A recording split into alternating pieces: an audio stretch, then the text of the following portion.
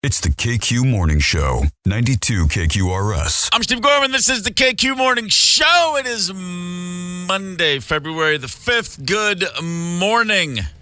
Everybody okay after the big weekend? I had the smallest weekend in recent memory, actually. Nothing went according to plan, but, we got through it all. We made it in. Well, I say we, the royal we, me. Everybody okay? Zep, how's the weekend? Are you injured? Good. Physically exhausted. Not injured. I dislocated my shoulder a couple of weeks ago skiing. I fell down on my left side again. I can't fall to my right. Interesting that you dislocated a shoulder, and we haven't heard about that. Or was I just not paying attention? I've said ow like 8 times on the air. I don't know what the hell I have to do to get a little... Wow. Yeah, no, it sucked. But, it hasn't slowed me down too much, but it was a great weekend outside. A lot of fresh air. Did you pop it back in like Mel Gibson in those Lethal Weapon movies used to do? I absolutely did not. I cried like a little baby, like a Grammy acceptance speech. Just cried my guts out. Very good. No, it sucked, but, what are you going to do? It's not, thank God it wasn't below the waist. All right, well, no kidding. You're still here, Tony? Everything good over there? Yeah, everything's good. Thank you. Candace, any casualties over the weekend? What a weekend. No. Really? It was just the best. Well, that's great. Yeah, the Brothers Almanac Band was awesome. It was packed in there. I'm sorry to say I missed it. But it was awesome. Yeah, it was awesome. And, just good times, Went to some fun spots. Did you watch the Grammys last night? I did, but I turned them off right after Joni Mitchell because that's all I really cared about, to watch the new episode of Curb. I was shocked that Joni Mitchell announced that she wasn't wearing underwear last night. Or was that Miley Cyrus? I get those two confused all the time. But I enjoyed, I was watching Fading In and Out. I did see Joni's performance. I thought it was great. I saw Miley Cyrus's performance, thought it was great. Mm-hmm. I'm Team Miley all day long. She's ripped. White trash hot. She's my big crush, inappropriate crush. Yeah. Because I'm... I look more at money than her dad, I think. I look at her for years. For years, I've just been like, hey, what? It's not even a question of whether I like her music or anything. She's just very authentic and out there and flying that freak flag, and she's cool with it, so I'm cool with it. The Grammys last night, by the way, surprised by how moved I was to see Tracy Chapman come out. That was amazing. Yeah, that was pretty with Luke Combs. My God, she looks not a day other than the gray hair, the silver hair. Yeah, a little gray. She has that skin conditioning line, right? Man, just glows and just sounded amazing. Her beaming ear to ear. I think that's the first time she's played that song in 15 years. They said live.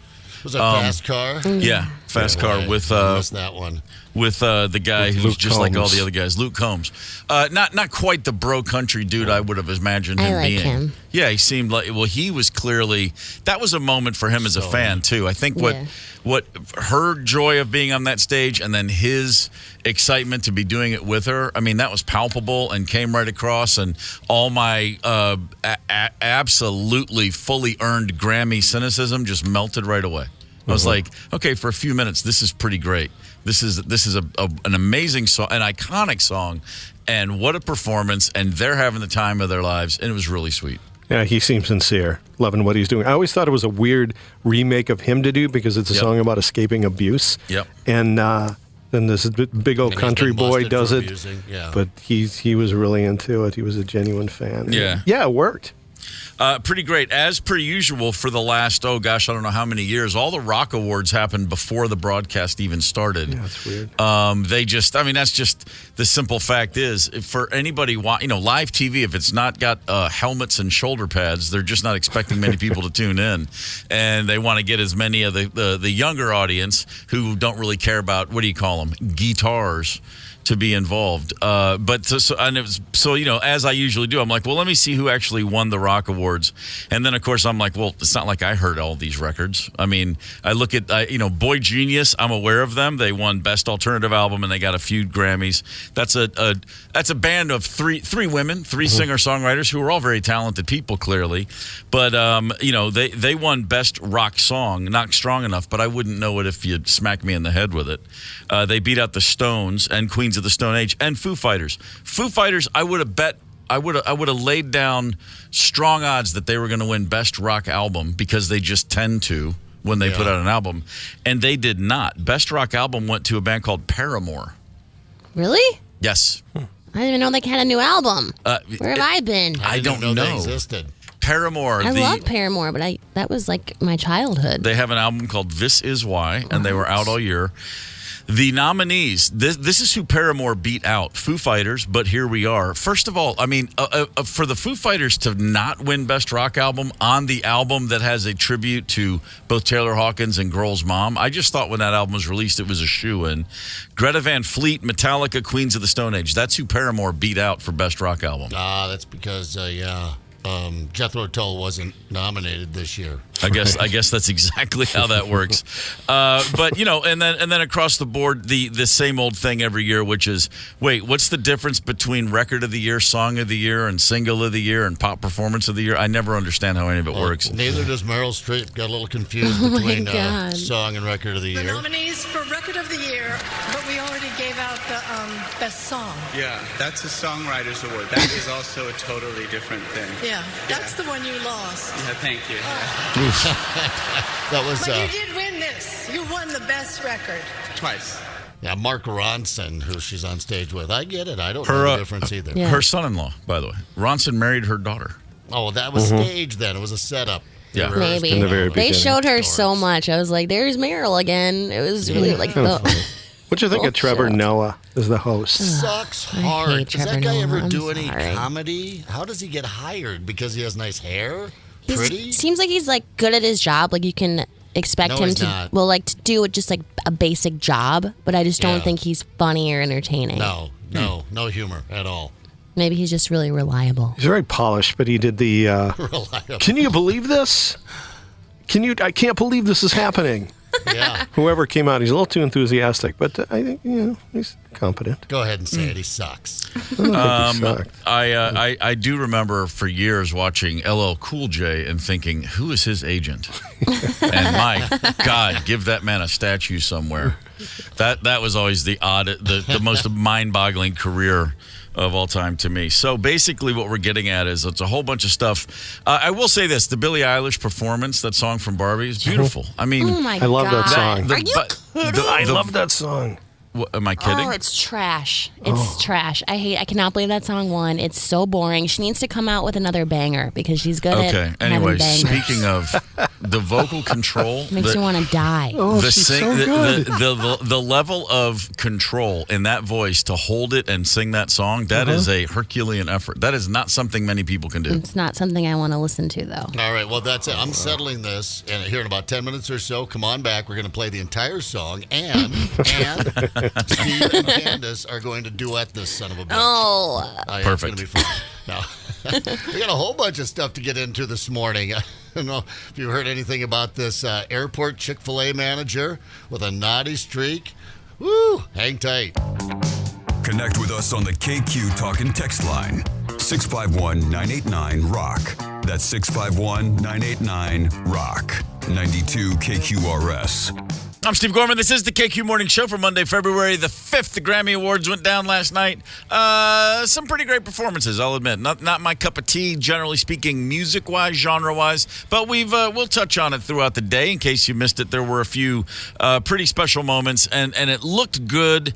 Sometimes it actually sounded good, too, and that's pretty much all you can hope for in the modern age as we all get older and continue to look at the TV and go, what the hell am I looking at? Why is there a sword fight happening during an award show? That was weird. I way over the top. Just show a clip from Kill I mean, a Bill. literal sword fight? There was just The whole fun kind. I enjoyed it. I just was confused, and I was worried about the Phoebe Bridgers. I thought she was going to get decapitated on live TV. I was worried for the people at the tables That's sitting what I mean. there. Yeah, she was sitting there with a grin on her. She was like, she looked like the Cheshire Cat. It was pure fear-induced They were grin. just dancers. They probably weren't even real swords. Like at a dinner theater. It was just you like a know. Britney Spears, knockoff. Oh, because Is that what it Britney was? Spears with the knives. I get it, yeah. One other quick note, and then we can move on from the Grammys for right now. Drake was not there last night, and he's upset because he wants you to remember, as per usual, this doesn't mean anything. He's so upset about how the Grammys mean nothing that he mentions it every year during the telecast on his Instagram account. But nobody knows because it means nothing. Yeah, exactly. No one's watching. Exactly. I tell you what means something. Hang on. Have you ever taken anything from work? You ever leave with a stapler or some Sharpies at any job? Sure. A little bit here and there. Yes. I took $8,000 out of Shelley Wilkes' office one time. Really? I broke in the middle of the night. Our general manager. No, I don't. I'm sure I probably have. There's not much at a radio station. What do I need from there? Some TP, maybe. Okay. Yeah. Well, anything at all. I was thinking about this. I used to work at a record store, and I would just take home a record, play it, and bring it back the next day. Oh. It's used. It's already a used album. One more spin isn't going to hurt anything. And then if I liked it, then I would go back in and pay the $2 that it cost at the time. That was my. But it wasn't even it's not like I was doing that on the fly. Everybody did. It was fine. I'm just trying to think. Did I ever just swipe something from work? I can tell you this. I certainly. And I've worked a lot, and I worked in the food service industry. I worked at a lot of pizza joints. I took some food. I definitely walked out with food. Not only that, I've also walked out with beer. No one's gonna miss this 6-pack. So the more I think about it, I'm like, got a few things I lifted. What I never did is what the manager of a Chick-fil-A at the MSP airport has been accused of. Timothy Hill Jr. Timmy, buddy.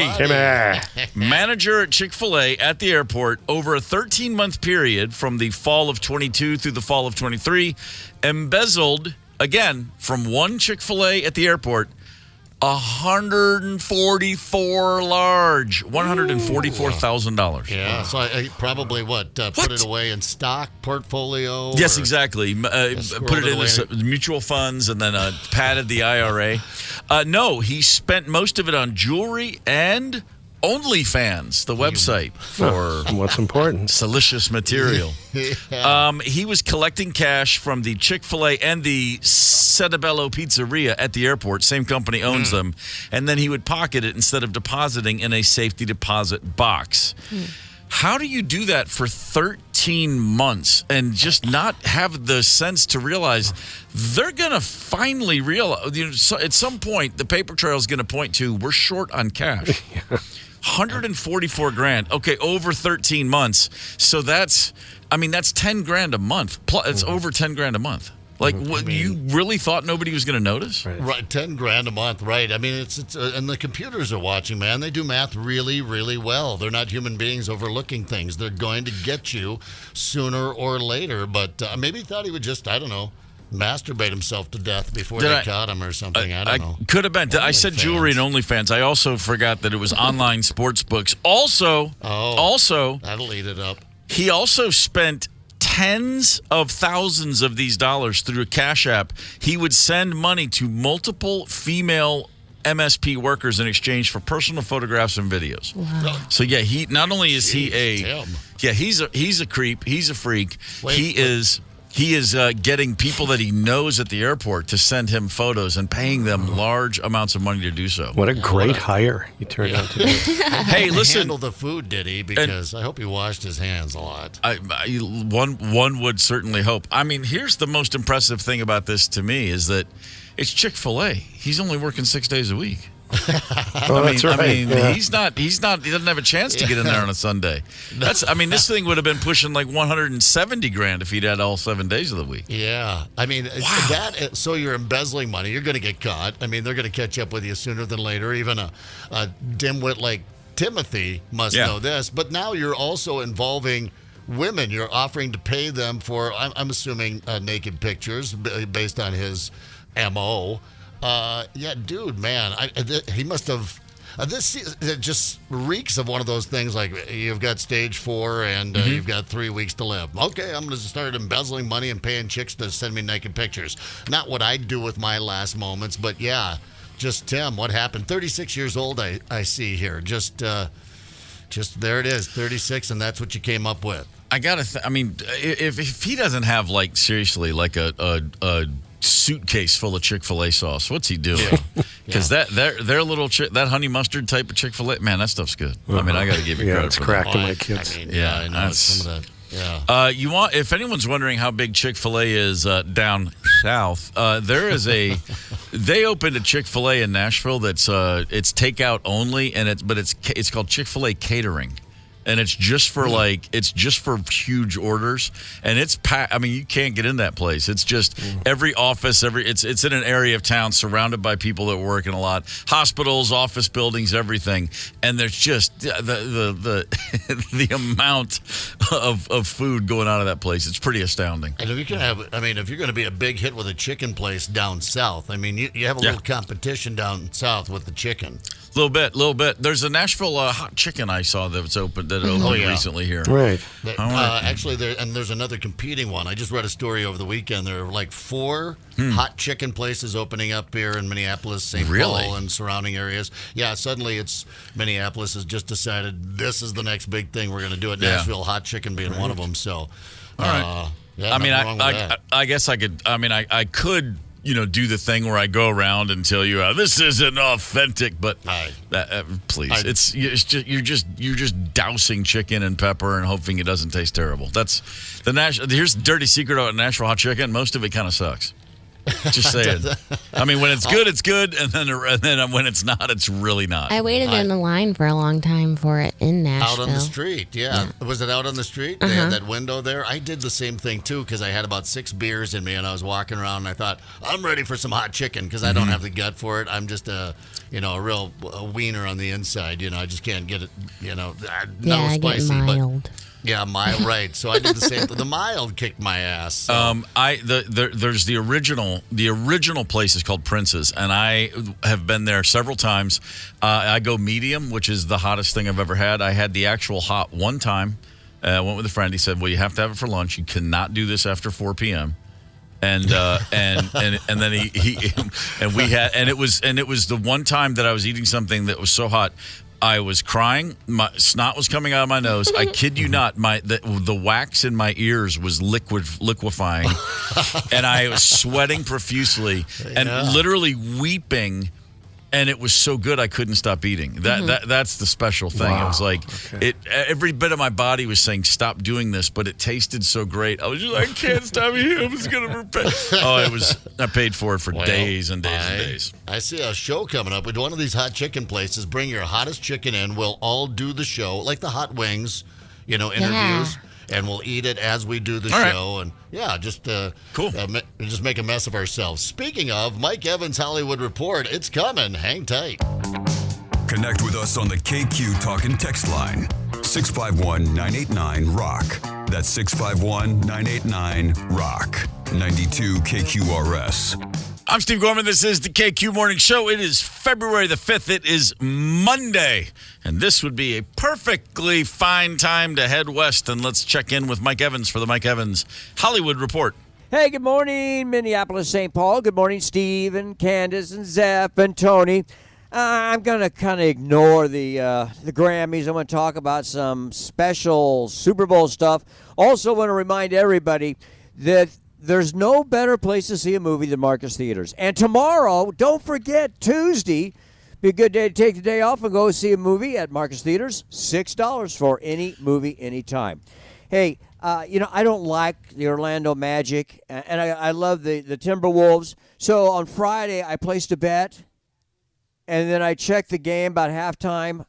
Oh, Timberwolves winning big winner. Then on Saturday morning, I get up and find out that Magic overcame a 15, 17-point spread and ended up beating the Timberwolves. That was rough. That was very rough. Hey, so here's the deal. I've gotten hundreds and hundreds of emails from people asking what is the deal with my website because it has been in maintenance. Well, I wanted to really redo it completely, and my new website is up. And it is fabulous.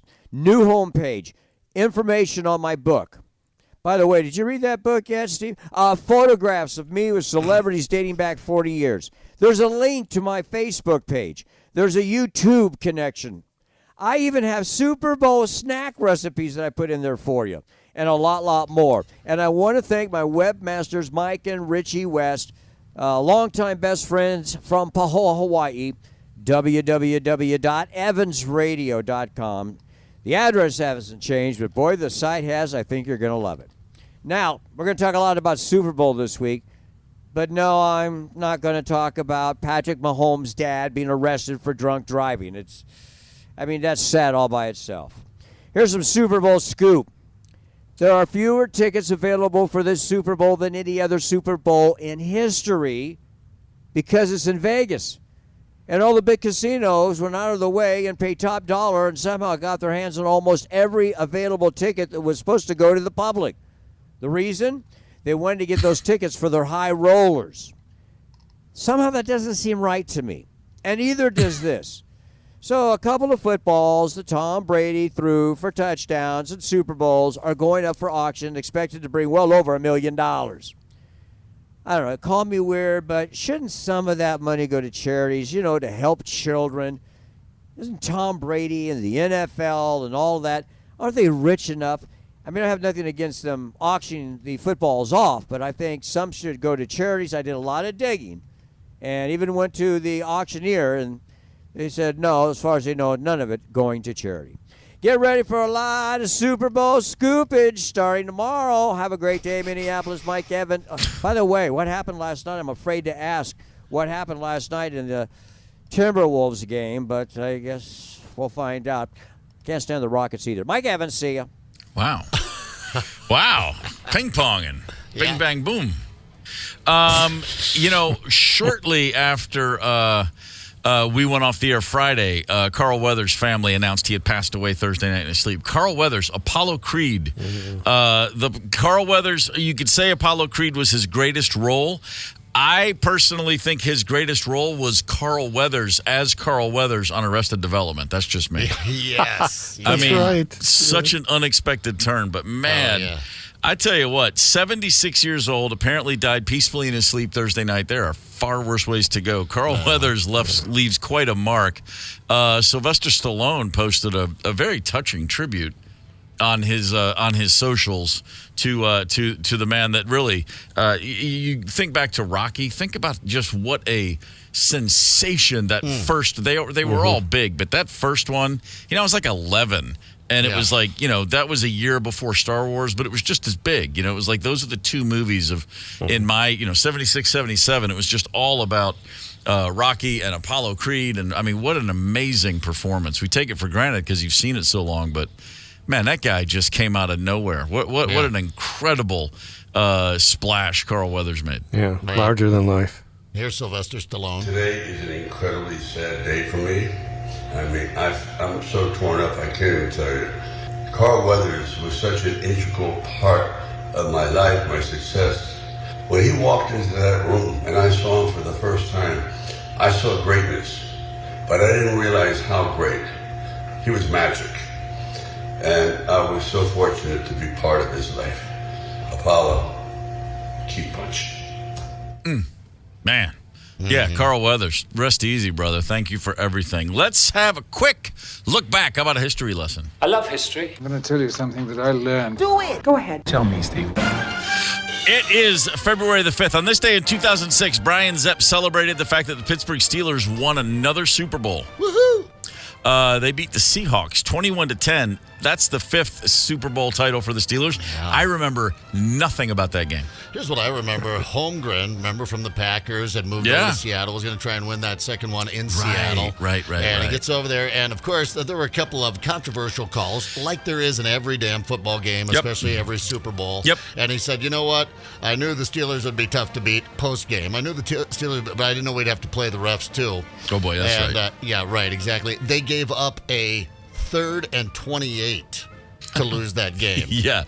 There was no call on it. There was no flag, no penalty. You gave up a 3rd and 28. It's all coming back to me now. The game. Yeah, there you go. On this same day in 2017, probably the most memorable Super Bowl in recent history. Not probably, definitely. The New England Patriots after being down 28-3, came back to beat the Atlanta Falcons. When you're planning to bet Niners this weekend, remember their head coach was the offensive coordinator who blew a 28-3 lead in the Super Bowl in 2017. I will never see Mike Shanahan and not think about the fact that they decided not to hand the ball off once with that huge lead. They just kept passing. Oh, it was just one of the great collapses ever. I was in Nashville, Tennessee. At halftime, the Falcons had a huge lead. Huge.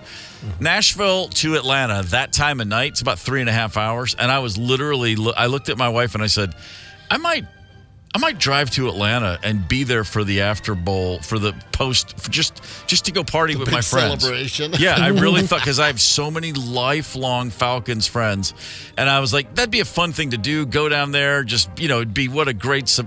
And then I was like, what am I talking about? It's the Falcons. They can't possibly pull this out. And they of course, they didn't. This is sort of things you learn along the way. It's the KQ Morning Show, 92 KQRS. Zep, Tony, Candace, and Steve Gorman are the KQ Morning Show. 92 KQRS. I'm Steve Gorman. This is the KQ Morning Show. It's Monday, February the 5th. A little over an hour, just about an hour from now, we're going to be giving away something kind of cool. That's how we like to roll around here. How about Train and Oreo Speedwagon tickets? Or maybe USA versus Canada women's hockey tickets. We got them all. And around 8 o'clock, we're going to be giving them away and playing a fun game in order to do that. Right now, just as a public service announcement, if you're going to leave your job, depending on what that job is, think long and hard before submitting the old 2-week notice, would you? This is because a delivery driver did this, put in his 2 weeks notice, and he shared his experience on a TikTok video. It's a guy named Martinez, somebody. I don't know. It doesn't really matter what his name is. His last name is Martinez. He is a delivery driver. He made a phone call to his workplace. He's from Ohio. He was in Pittsburgh on the job, having given a 2-week notice. And then his truck found out, and then he got into his truck to continue his deliveries, and his truck wouldn't start. He found out it was disabled, as in disabled from a switch back at the home office. They found his 2-week notice. He submitted it. And then when somebody came across, or when it went through processing, hey, this guy's leaving in 2 weeks, they just disabled his truck 300 miles away from home. Said, you quit. Screw you. You don't get to use our truck anymore. He said, hey, and then he's on a video on the phone with these guys going, turn my truck on, man. What are you doing? The coworker goes, no, man, it's too late. The key will not work. People, the company was like, sorry, you said you're leaving, so you no longer have access to the truck. I mean, maybe there's some sort of rule with that specific company, but this is just one of now a series and the responses, and all these people chiming in online saying, "Oh no, I gave worst thing I ever did. I gave 2 weeks notice, and then they sabotaged me. They busted me. They start email addresses stop working. In this case, a truck stops working. What is this? What are we supposed to do here? I mean, the 2-week notice. That's why people like to say, Now again, if you're getting fired, a lot of times you don't get a 2-week notice from the other side. But generally speaking, you've always heard, you're supposed to give them a heads up. Yeah, some places require that. Yeah, you would think. Well, they require it, but what are they going to do if you don't? Well, that's a very good point. One of the viewers, one of the responses was, no, I just give a today notice, not a 2-week notice. I've given a 2-week notice once in my life. And it backfired on me. Not for this reason, an entirely different reason. In mid-October of 1989, I received, months after having recorded my first album with my former band, we got our advance from the label. We signed a deal, made a record, and then a few months later, we finally got a check. And that check was for $5,000. Not $5,000 each, $5,000 for 5 people. That was the advance for what was the Black Crowes' first album, Shake Your Money Maker. Wow. $5,000. So we each got $1,000. However, in 1989, $1,000 was a lot of money to me at the time. Okay. And so I walked into my job at the record store in mid-October with $1,000 in my pocket, knowing that I was going to put out an album in February, and I would probably be on the road February or March, and I'm planning ahead. Again, this is mid-October, and I'm like, yeah, I'm good. $1,000, that's going to get me through to the spring. because that's how I was living. I did have a couple $100 more. So I had about $1,200 total. And I put in my 2 weeks notice. I went to my boss at the record store. I said, hey, man, I'm done. My Halloween, it's a Saturday. It's my last day. He said, all right, great. It's been good having you. I worked for my final 2 weeks, and on my final day, I walked in and I wore a suit and a tie. I mean, I dressed up for because I was like, I'll never have another job again. I'm going to be a rock star. And I walked in, and everybody celebrated me, and it was a really fun day, and I looked great, and it was an awesome one of the greatest days of my life. And I walked out of there on top of the world. Final paycheck, again, another $1,000 in my pocket. That was Halloween. I was back there working by Thanksgiving. I had blown through every bit of the $1,000. I thought you meant you'd made it past spring through summer. Oh, no. No. I didn't even get the entire month of November under my belt before I walked right back in. I was like, hey, by the way, that whole I'm retired now from retail. And remember when I gave that 2 week notice? Yeah, that was a big mistake. Man, what do they call that? Egg on your face? Yeah, right. What are you going to do? I tell you what I did. I had to work through the holidays, and it was endless hours. It was brutal. But, these things happen. You live and learn. But that's the only time I ever put in a 2 week notice for anything. I'm trying to think if I've left things. Not a lot of the standard employment things I can relate to. Luckily or unluckily is the case. It's usually it's always one or the other. But 2 week notice, not something I'm planning to ever do again. Actually. Yeah, I think I've been in radio for too long. They don't generally do it in radio because they don't trust you to go on the air when you've got nothing to lose, like your job or income or something like that. In fact, I've been escorted out of a couple of buildings. They just want to make sure I got out of the entire building. But never dealt with the 2 week notice thing. I'm thinking of Dwight, our listener, last week when we were talking about getting fired. And he had to fire an employee, and the employee said, well, can I at least get a 2 week notice? That's not how firing works. No, not so much. You can't call for one, but I could see where it might backfire on you, because the company right? They're expendable. He's not going to be around, but that guy getting left on the side of the road, I think. That's pretty brutal. You can't even trash the truck. No. Be like, oh, yeah, oh, really? Okay, well, then you know what I'm going to do? I'm going to flatten all the time, because then they'll just nick you for that. You're not going to get your final paycheck, and that's a dick move right there by the company. That's a dick move right there by the company. Speaking of backfire, I don't know if this is going to backfire. I kind of feel I could see this next. I could see something going really, really, really well, or really, really, really poorly, or both. In which case, it'll be hard to turn away, and that's this. I'm looking through my Twitter feed earlier today, and an ad comes in for a sponsored. You just get this. You look at your timeline, and here's this thing, and it's called @Enhanced Games. And the tweet says he's the fastest man in the world. He has broken Usain Bolt's world record for the 100 meters. He's a proud enhanced athlete. The new Olympics are here. And they are the enhanced Olympics. That is Olympic Games on steroids. That's our idea. We came up with had this idea. As far as I know. Yes. Peter Thiel, I don't know how you say it. He's a Silicon Valley, early investor in PayPal. He's just one of those guys. You always see his name, and he just looks like all the rest of those creepy billionaire douchebag guys. He has now come up with the Olympics on steroids. He is saying, no, we are encouraging athletes to come out and do and just own the fact that you're using steroids, you're taking advantage of medical advancements and chemical advancements, and let's see what you got. On the website for the Enhanced Games, which are going to kick off this year, backed by the world's top venture capitalist, the Enhanced Games is the Olympics of the future. They say 44% of current Olympic athletes admit to having used some sort of doping. Only 1% are ever caught. And this Peter Thiel and his people are going, just screw this. Let's just, as they say, let's safely celebrate science. Let's see how far we can push the human body. Sports can be safer without drug testing. Boy, they're just going for it hardcore here. Didn't they do that with American Gladiators?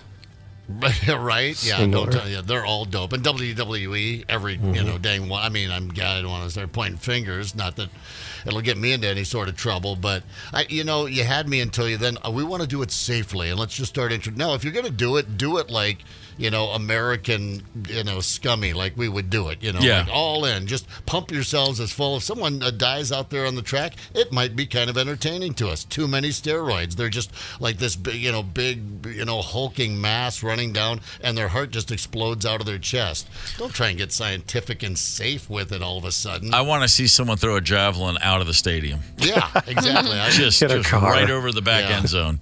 On the website, they're showing these people saying they have things like, we now have important allies in our battle for bodily freedom. Okay, you're chasing money. You're not chasing world records in doped up games. Yeah. I'm all for it, but like you said, Zeb, just call it what it is, which is we're just going to put some freaks on the track and see what happens. I mean, I guess if you're in that world and you look around and you recognize everyone's doping, they always say the cheaters are so far ahead of the gatekeepers in this realm. So yeah, you're like, well, screw it, let's just own this. And to your point too, you don't want to point fingers. I think he's easily in the argument. If you think Jordan's the best basketball player of all time, sure. But LeBron James has made a very compelling case, certainly for having the greatest career of all time, if not being the greatest all-around player of all time. No one ever says, how's it possible he's doing this 21 years into his career? He's leading the league in minutes last season at 38 years old, and no one's ever saying, do you think he might be doing it? I mean, take a look at that guy. Yeah, a little something on the side. I don't know. We talk about the NFL all the time. Not one doping scandal in the NFL. Not one player has been suspended for... It's been a long time. For steroids. I mean, it's been a long time. There are some substance abuse things that come in there, but it's not generally steroids in the NFL. Really. And you're testing a lot? Okay, I don't know. I mean, I think we just assume some of these sports, we just give it to them. But baseball, I mean, they just... baseball, they get turned upside down as a result of it. I think the other sports went, I don't think we want to get into that. That's not good for the brand. Look at the baseball stadiums. Baseball's fine. It's doing okay. It's not going anywhere. But, I mean, it's taken a hit. And I think like the Olympics, that sort of thing, you don't know. These people are winning out there. You assume at least half of them are doping. Sure. Of course they are. I had a buddy who was a photographer for the news agency Reuters, and he would cover the World Series every year. And in 1995, the Atlanta Braves were in the World Series, and I lived there. And he said, hey, do you want to come down and be a film runner for me? And I said, well, no. And he goes, are you sure? Because you're going to get a full media credential. You can hang out at all the games, be on the field. Like, wait a minute.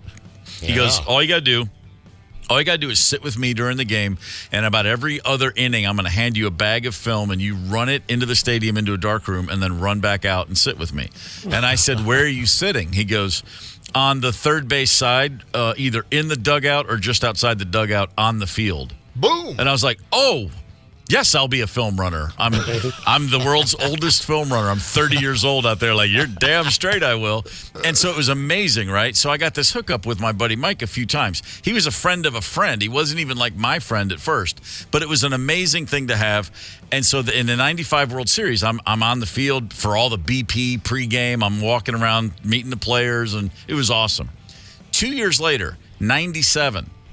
I get there. I have the same hookup for the National League Championship Series, which the Florida Marlins actually eliminated the Braves.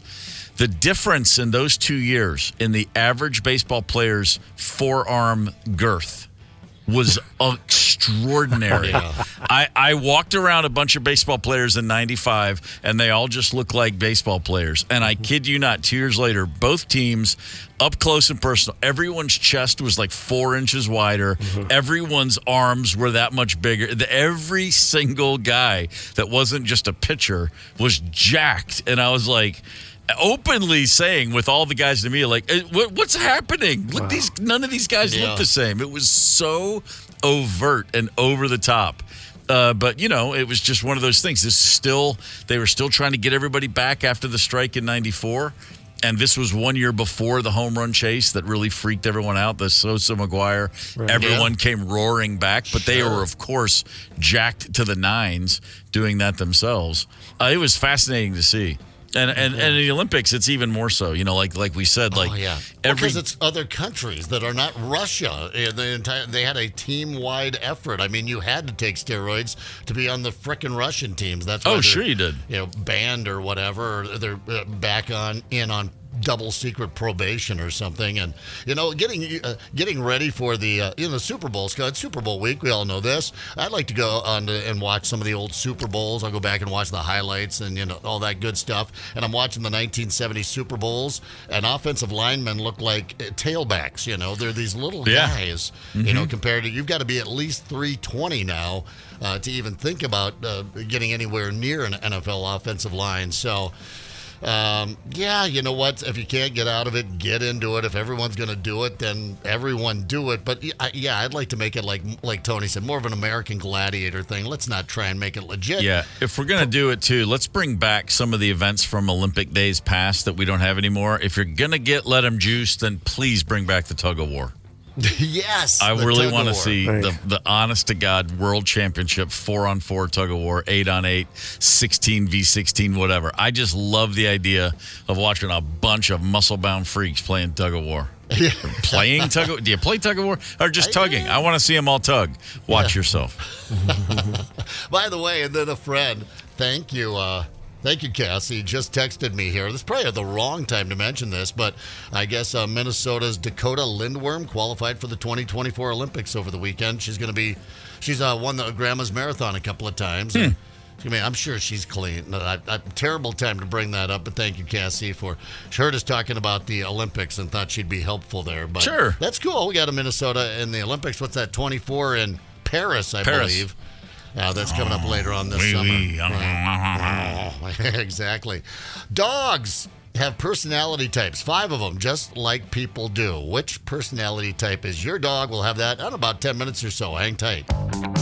Connect with us on the KQ Talk and Text line, 651-989-ROCK. That's 651-989-ROCK. 92 KQRS. I'm Steve Gorman. This is the KQ Morning Show. It's Monday, February the 5th. Good morning. Let's see. We are closing in on an 8 o'clock game where we're going to give away tickets. We've got Train and REO Speedwagon tickets. We also have USA-Canada women's hockey tickets, and we're going to be giving some of those away at 8 o'clock. That's kind of exciting. Otherwise known as Minnesota versus Canada women's hockey. Pretty much. I was just talking to a fellow over the weekend here whose daughter was on the USA team some years ago. I don't know how many years ago, but yeah, we were talking, and maybe it's changed here a little bit, but at that time, about 10 years ago, I think it was 99% Minnesota gals.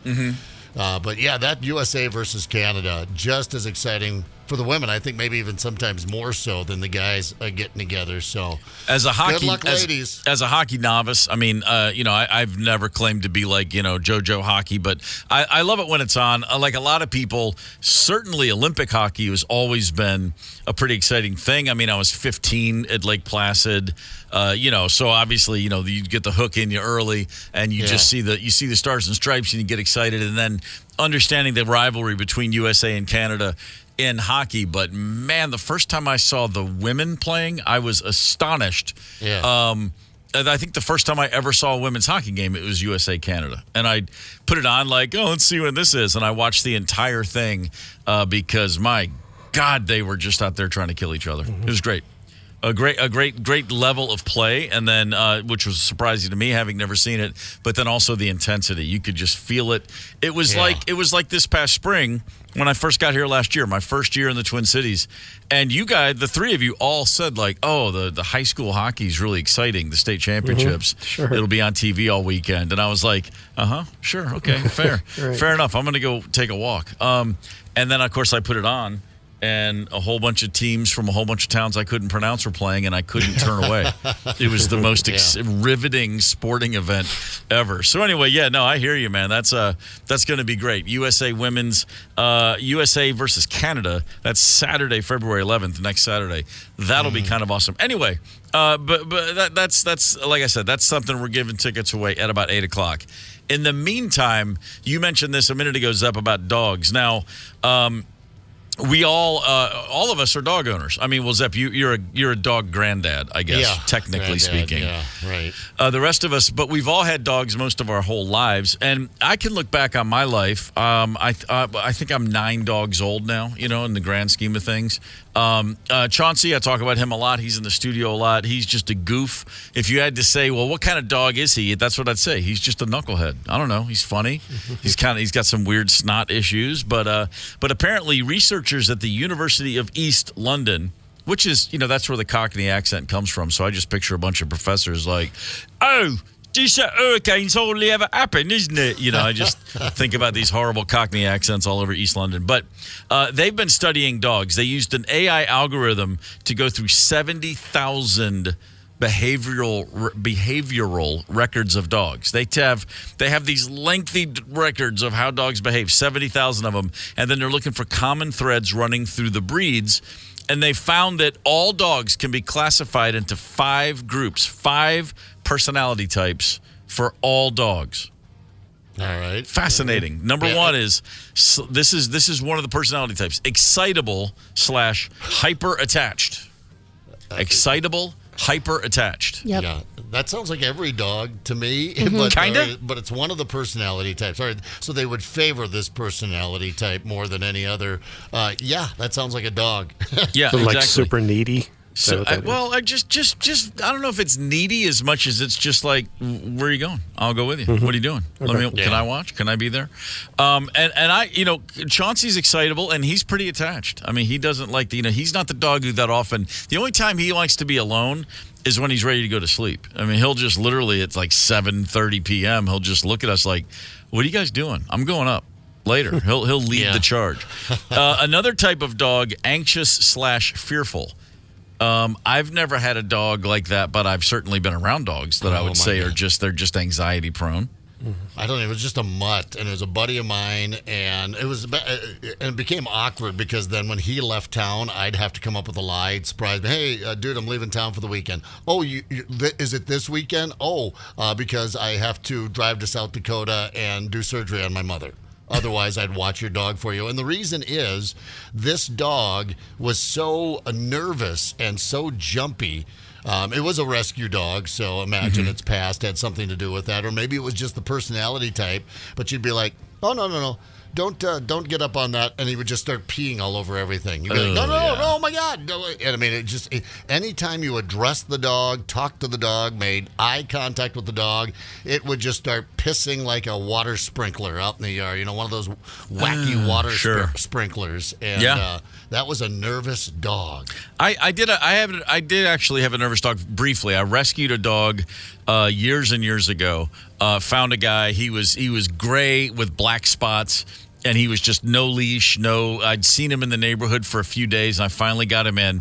And he was very anxious, very nervous, but also very hungry, and was grateful. Like, once I gave him some food, he kind of trusted me. I gave him a bath. Turned out he wasn't gray. He was actually white with black spots. He was so filthy.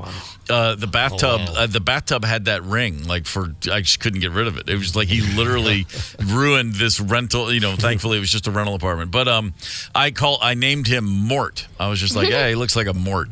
Yeah. And I could not get him to settle down. In my mind, I was thinking, I'm going to keep him. He's going to be my guy. And then he did not get hit by a car. He hit a car. He ran into the side of a moving car.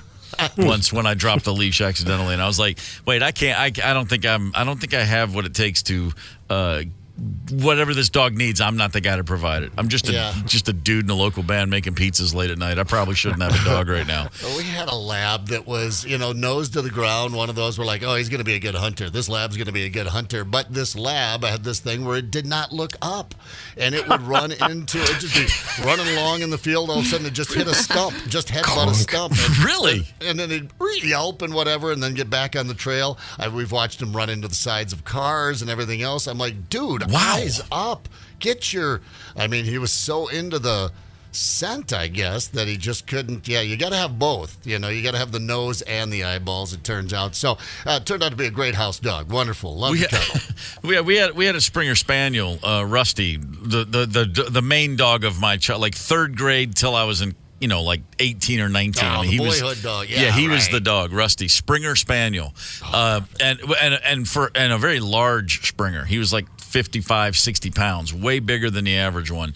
And when he was young, we would bring him up. We would just, this is back in the day when the 70s were awesome. Mom, in the summer, I'm going to the pool. Okay. And then he would just tag along. No leash, just a collar. And then we would walk into the pool, which is behind a fence, and then he would just chill, hang out, wait for us, or just walk back home, or just go out and, he'd disappear for hours at a time. We never knew, but he'd always make his way back home. But one day he got into the pool area, like the big, the little swimming pools, got the big chain link fence all the way around it. He got inside the fence, and then a bird flew over, and he started chasing the bird, as he was wont to do. And he was staring up, and he's chasing this bird in flight, thinking maybe I'll catch it. I don't know what he was thinking, but didn't notice that there was a large pool right in his way. And he running full stride, and suddenly he's airborne, and the look of confusion on his face as the ground disappeared, because he was staring up at this bird. And he just hit the middle of that pool, and I mean, the lifeguard, good old Ronnie Staines, Gorman! Like, he knew exactly whose dog it was. Yeah. And there was me and my brother got in trouble for that one. We're like, we didn't let him in. Someone else left the gate open. And it was a whole scene. He's a Springer Spaniel, for crying out loud. He's hardwired to chase birds. Yeah. He doesn't even know why. He's thinking, I don't know what I'm going to do when I catch this thing, but I must chase it. Yep. And, right into the pool. Well, there you go. You got a free dog wash out of it. Another dog personality, aloof/predatory. What? They seem to work against each other. Aloof predatory, I guess. Right. That's a little weird one to me. When I think of an aloof dog, I think about like, what do you call it? Weimaraners. When you see one of those, they're just, or like a Rhodesian Ridgeback. There are certain dogs that all they care about is their owner, and they don't even notice other humans existing. You're like, oh man, he's beautiful. Can I pet him? And the dog's just like, I don't even see you. You're a hologram. My aunt and uncle had a Weimaraner named Shadow, and they would go into a restaurant, and they'd leave him in the car, and when he had to go pee-pee, he would honk the horn. Oh, really? Really bright pup. Really? Yeah. Yeah. Oh, my God. Very cool. Did he, was he also good in the kitchen? Could he make an omelet? My God, that's amazing. He was very skilled, yes. How do you teach a dog to honk a horn to get out to pee? Yeah, I just love that you're in the restaurant and like, honey, you're going to get that. And he's out there laying on the horn. All right, I got that's it. Really People are looking good. around like, what in the hell? You'd think it was their kid. I think they're going out to let their kid pee. Wow. Honking the horn and that's crazy. I love that. This is interesting. I'm looking at this. So they're also talking about how humans there's big 5 personality types for humans as well: extroversion, agreeableness, openness, conscientiousness, and neuroticism. Not eroticism, neuroticism. Oh, okay. Yeah, I knew that laugh. And so, but ultimately, this whole thing about, there's 5 types of people, there's 5 types of dogs. What they're saying is, hopefully, this can help people pick the right breed. They can match themselves based on what kind of person you are. What's the ideal dog for you? Excitable dogs, for example, need owners who can cope with that extra energy and neediness. An aloof dog, an anxious dog should not be in a house with young children. At some point, I guess if you're a scientist at the University of East London and you get to go home every day after just studying dogs, you kind of won the lottery for research. But at the end of the day, it's like, yeah, we get it. Some dogs don't match well with families, and you live and learn, right? This isn't really all that. The more we're talking about this, the more I'm realizing, like, these guys are just abusing a federal grant system. Yeah, right. Well, there's plenty of that going around. But yeah, because, if they had broken it down into breeds, like, and you hear about that, don't get this breed for children. If you have small children in the house, don't get a pit bull, or whatever. So, but these are personality types, which are varied around, from breed to breed. So how would you know what the personality type is until you get it home? It's like dating. You don't know until, but Yeah, you break up with a dog, you got to take it to a shelter, and that's not cool. The main thing for everybody is you just need to know one guy or gal who's really in touch with dogs. You just got to have one friend that's a trainer or that knows a trainer or that wants to be a trainer. Someone knows more than you about every dog you ever have. We adopted a dog named Clementine. That's the number one all-time great dog for the Gorman family. And I had a buddy in Atlanta who was a dog trainer, and I found this dog at the pound, and I said, hey, come see what you think. And he walked in. And I should say, he came out to see a dog with me, and he took a dog out, spent 5 minutes with it, and said, "Don't get this dog," because I didn't want a puppy. I wanted a young adult dog, like 1 or 2 years old at most. Okay. And there was this really cool dog, and he said, "This guy's already just been through a lot, and he's not very people centric." You know, he just in 5 minutes. I was like, okay. Yeah. And then I found another dog. He came out. He spent 2 minutes with this dog, and he said, get this dog right now. Don't think about it. Go in right now. This dog's amazing. She's so ready to please. She's so hyper-focused on me and blah, blah, blah. And it turned out to be very true. She was the greatest dog ever. And you know, it was just like great to know. And then I thought, because I learned a lot from Ian, and we trained Clementine up right. She was the greatest dog ever. And then many years later, when we lost Clementine, and then we probably waited 6 years to get another dog. We had little kids at the time. It was not a good time to get a new puppy. When we finally did, I learned real quick that I'd forgotten everything Ian had ever taught me about dogs. I was like, I got this. I know we trained that one up, right? This will be great. This will be a snap. Yeah. And no, it wasn't at all. And now 2 dogs later, without proper training, I'm at their beck and call. I'm just a total victim to. I know just enough to be dangerous and not enough to follow through. And then, you know, as it is, I got this dog Chauncey, and he's just kind of a knucklehead. What are you gonna do? Yeah, we've done it just like we did with the kids. You know, there are books. You know, there are websites and resources and people you can talk to, but we just winged it, you know. Let's see what happens. Let's just have one and see what happens next. What should we do today? But that sounds like a vocation, though, doesn't it? I mean, I know they have pet psychics out there, but I'm being serious here. It sounds like you should be able to go to some sort of, I don't know if you can talk to a vet, but yeah, where you can bring a dog into them, or a puppy, or a pet. We're talking about dogs, and see if they can size them up personality-wise, do a little personality assessment of them, and say, yeah, I think this dog would match well with your situation, but I don't know. Seems to be the case. We mentioned a couple weeks ago, we told this story about a radio station in Oklahoma that went off the air. Thieves cut down their broadcast tower. If you remember, an entire it was a tower that was dragged to the ground because the thieves were trying to get copper out of the guide wires that held the tower up.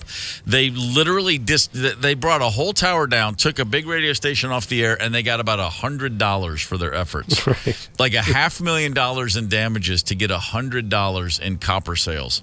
Well, now a radio station in Alabama announced somebody knocked their entire 200-foot tower down and took it. The whole tower? The whole tower is missing. What? I mean, you got to have 200 feet. I mean, that's like that's some heavy hauling. I hope they brought those safety flags along. Gone without a trace. It's WJLX announced someone had stolen a 200-foot radio tower. There was on a Facebook post, the owner said that a building was vandalized, every piece of equipment was stolen from it. Then they cut the wires to the tower, downed it, and took it from the property. This is clearly the last place on earth without a single camera nearby. How? Dude, no kidding. I'm sorry, man. If you find these guys, I know it's against the law and they need to be prosecuted, but you also got to just sit back in awe. Right. How do you get a 200-foot tower anywhere? Wouldn't it leave some kind of tracks as it's being pulled? I mean, it sounds like it should take a week or something like that, right? Like they should. I mean, these guys. Maybe a couple of those couple of those big Sikorsky helicopters that carry stuff like heavy stuff. Maybe that's about the only way I can imagine making this happen. And think about the amount of work. Now, if you're paid to do something like this, you're probably paid handsomely. But if you're just stealing it, you're stealing it for sure. You mentioned some copper, and then you've got the scrap steel. What do you get? I mean, I've scrapped out cars before. They're like, yeah, here's a 10 spot. Go get yourself a 6-pack. So, I mean, what do you get? I mean, that's a lot of overnight. This is mind-boggling. Aliens. It's aliens, I'm telling you. Could be. It's pretty important. The post that the guy from the station wrote, he starts with, "This is going to get out eventually, so I might as well make it public before it does." Well, okay. Well, if you're what? I didn't apparently do it on that radio station. He said, "I've heard of thieves in this area stealing anything, but this takes the cake. This morning, my bush hog crew went down to a tower site. When he arrived, he called and notified me. Not only was the building vandalized, but in all caps, my 200-foot tower was gone." That kind of reminds me, somewhat related. So I may have mentioned this. My dad ran a radio station for a few years when I was a kid, like 8th, 9th, 10th grade radio station down in Kentucky. And the tower was, as they are, located outside of town in the middle of nowhere in a big farm and a field. And one of my brothers and I, my dad gave us this assignment. He said, "I need you to go out to the FM tower," and it's a big sucker too. And he said, it's in a little. The tower had its own little. It was surrounded by a fenced-in area with a padlock. You had to go put the key, open it up, open the door, and it's probably, I don't know, it's only like 30 feet by 15 feet, like a rectangle in the middle of this huge field at the base of this tower. And my dad said the weeds have really overgrown. Just go out there and cut it all down so you can access the tower, because it's hard to even walk up to it because it's like knee and waist high weeds for years. And so we drove out there. We took a lawnmower and a weed eater, and it was such a job. It was hours and hours and hours of just over and over trying to get it down to where we could make sense of it. And then my brother said, we should go get some gravel. We should really knock this down so we never have to do it again. And then he said, let's go to that farm co-op and get like some weed killer, like some industrial strength weed killer. And I was like, yeah, great idea. And we bought this stuff, and it was you got a gallon, and you were supposed to mix, I kid you not, like 1 tablespoon to 1 gallon of water. All right. We were like, cool. Well, let's just do like 1 to 1. Like, we'll just spray, and we sprayed stuff that it killed it just blanched every piece of grass, and then it spread out like way beyond the tower site. Like, we killed a ring that was 3 times as much as we meant to of grass. and then we got some gravel and covered it up. And when my dad finally went out there, he's like, "Man, guys, great job. I mean, I can't even see a single weed." And we were like, yeah, we think we did pretty good. I kid you not. I drove out there probably 5 years later, and there was still not one weed. We violated so many EPA rules and regulations with this stuff. I can't believe we haven't. I mean, maybe, who knows what it did to us, our genetic makeup. But it's just one of those. 3 eyes, like on The Simpsons. Got no. Yeah. Again, it's like back in the day. Dog's off leash, let him go. Send your kid into a farm service place and get the strongest weed killer ever, and don't make sure they know how to mix it. Whatever. These were heady times. If you went back there today, I wonder if there would be any vegetation growing in that spot. I wouldn't. If there is, trust me, you don't want to know. That vegetation is it's like a Chernobyl levels of radioactive material probably at this point. My first radio station, a little station in Aberdeen, South Dakota, and the tower was located out in the middle of a field. I always thought to myself, you couldn't have put it in the corner because the farmer had to mow around it. It was a working farmer's field, and it was out there. And I got a call one morning, "Brian, you don't have to come in today. Our tower fell over." I was hoping, what? Cool. I mean, I love not coming in. I like those calls. When I worked construction, it was raining. That was a great call. But this one was weird. Turns out the guy was out there mowing with his blade. Those flat ones you see him out there in the ditches where they just drop it and it's a long blade that mows. He cut one of the, 30 guide wires on this thing. He cut one, and it was just enough to start a wobble and brought that sucker luckily straight down. It didn't fall over into anything or hurt him, but it brought it straight down. And then turns out that was a month out of work, and I really needed that $700 a month, so I had to move on from that guy. That's just rough. Like we're going to have to move on to it's game show time, boys and girls. Right now on the KQ92 Talk and Text line, callers 9 and 2, 651-989. Rock, we're playing sales pitch today. Dang, you better bring it for your chance to win tickets to Train and REO Speedwagon, Monday, July 8th, Somerset Amphitheater.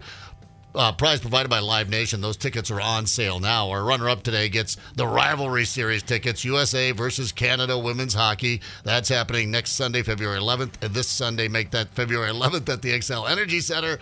Thank you, XL Energy Center. 651-989-ROCK. Dial up. Good luck and hang tight. It's the KQ Morning Show, 92 KQRS. Zep, Tony, Candace, and Steve Gorman are the KQ Morning Show. 92 KQRS. I'm Steve Gorman. This is the KQ Morning Show. Led Zeppelin, Over the Hills and Far Away, from the fifth album, Houses of the Holy.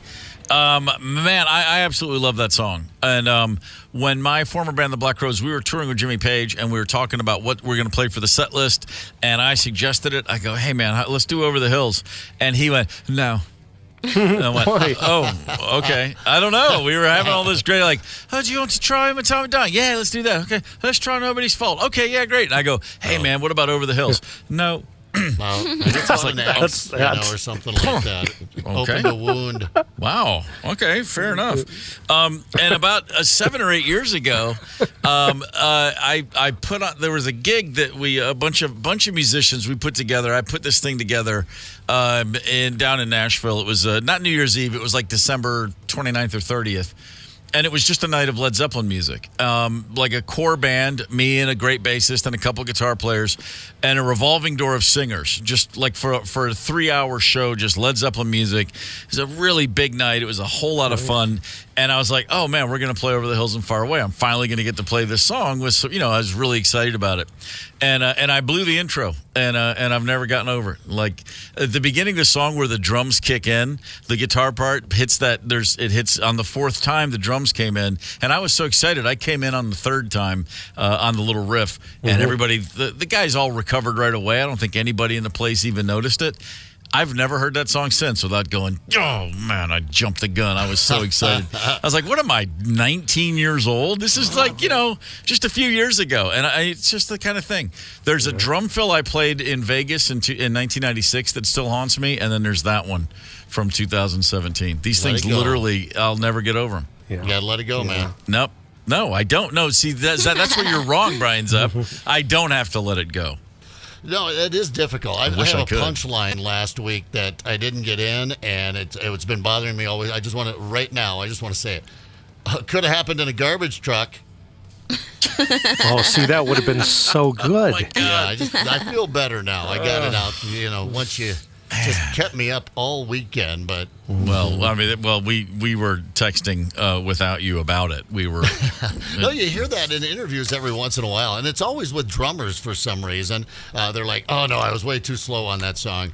And I know you're a big fan of Max Weinberg, I believe, of the East Street. He's a hero to Steve. Steve, really, kind of a mentor of yours, really. I think. I do hold a very special place in my heart for him because I never have to think. It's the easiest question ever. Who's the biggest douchebag you ever met? And I know the answer every time. I don't even. There's not a close second. I don't have to think about it. Yeah, there's such a story. We're just not getting out of that. And maybe someday we'll get you drunk on the air. And let me tell you about that Weinberg guy. But yeah, he had talked about "Prove It All Night," "Darkness on the Edge of Town." It's a great Springsteen number. But he said, I just played that one way too slow and wish I had played it differently. You always think that, someone, the producer, is sitting there and he's in charge of every little thing, but the band really does. Each player has their own little thing that they inject into it, and it's how they play it. Well, sure. Yeah. I see now. See, you had to go into Max Weinberg. Weinberg. Sorry, man. No, you just completely. That's the only story I could remember. No, you just derail any thought I had of having a pleasant Monday morning. It could have happened in a garbage truck. Oh man, you're making up for lost time with that one. Yeah. Hey, you know what? Let's give away some tickets. What do you say? We play a game today? We've got Train and REO Speedwagon Monday, July 8th. At the Somerset Amphitheater. We've got USA-Canada women's hockey next Sunday, February the 11th, or I should say this Sunday, February the 11th. That's kind of exciting. So we've got 2 sets of tickets we want to give away, and in order to do that, of course, we're going to have to ask a couple of listeners to play a game. Tony, what's today's game?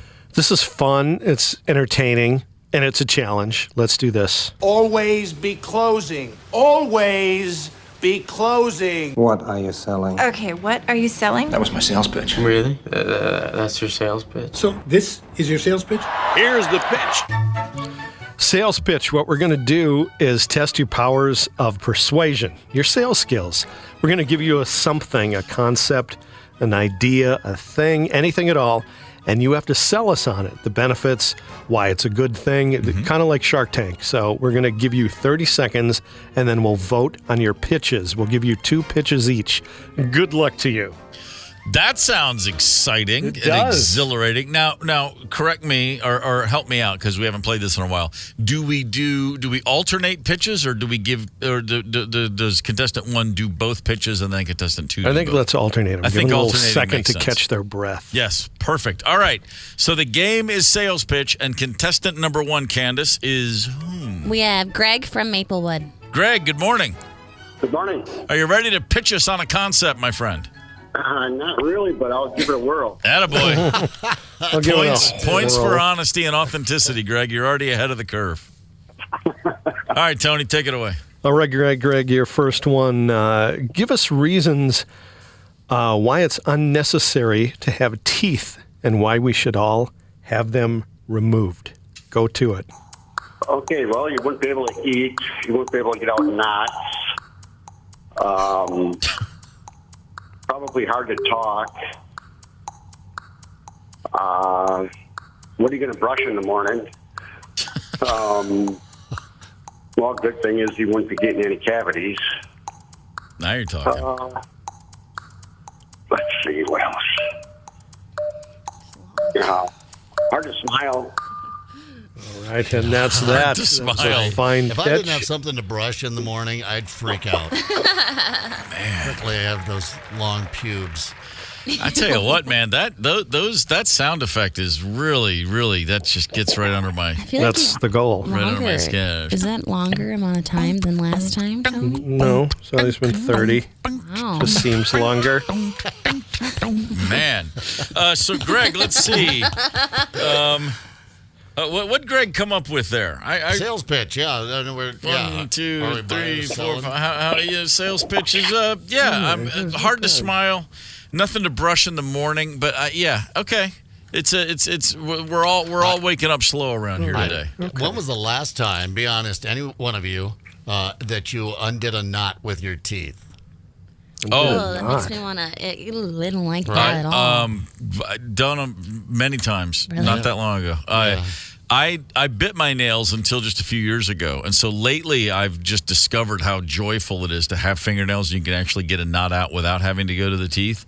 But that's only still a few years old for me. So I mean, I was well into my 50s, still just grabbing something with my teeth. Right. Terrible, ridiculous. But that's the reality. Aren't you glad you have your teeth? I'm glad I have my teeth. I'm even gladder to have fingernails.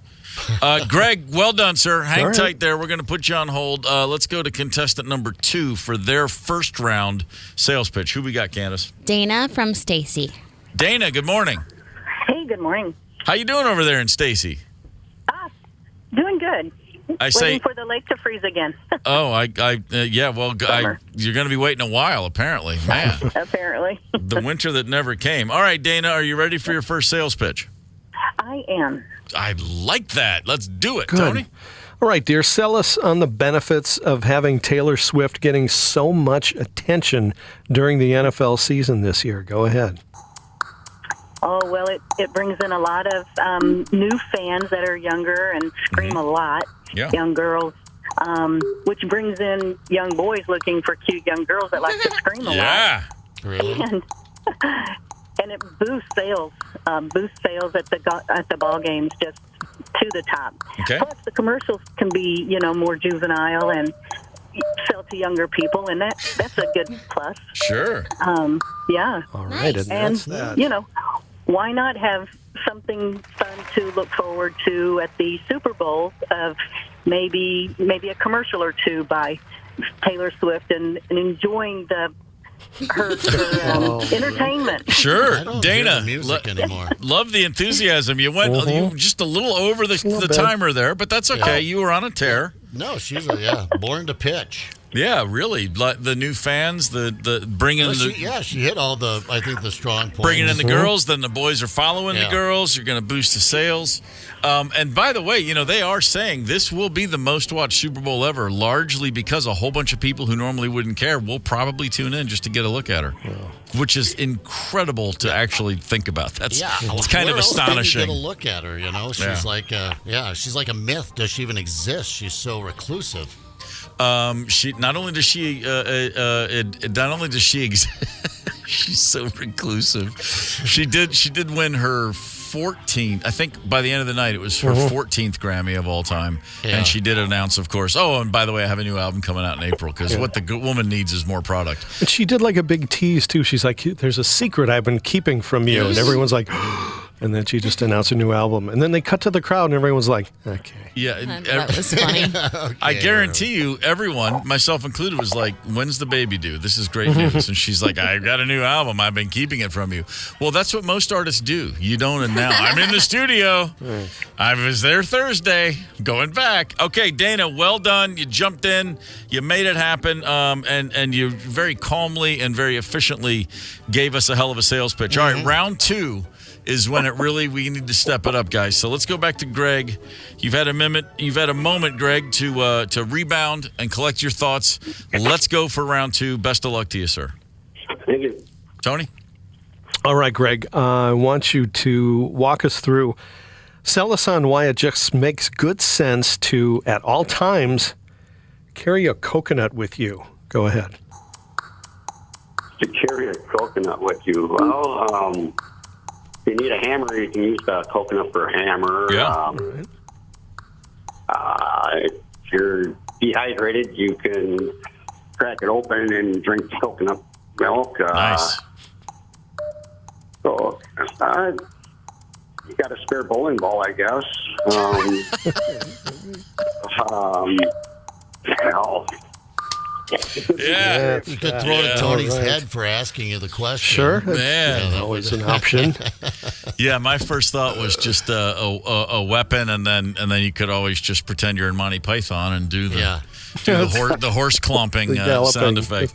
Nice one, Greg. I like the spare bowling ball. No one saw that one coming. No, but you cannot use it for a hammer. My grandmother used to bring us back coconuts every year. They'd come back from a vacation, and that's how we would open them up. We'd pound a little nail in, and then you just smash it onto the nail, and it puts a big hole in the coconut. Not a good hammer, but a great way to drink it.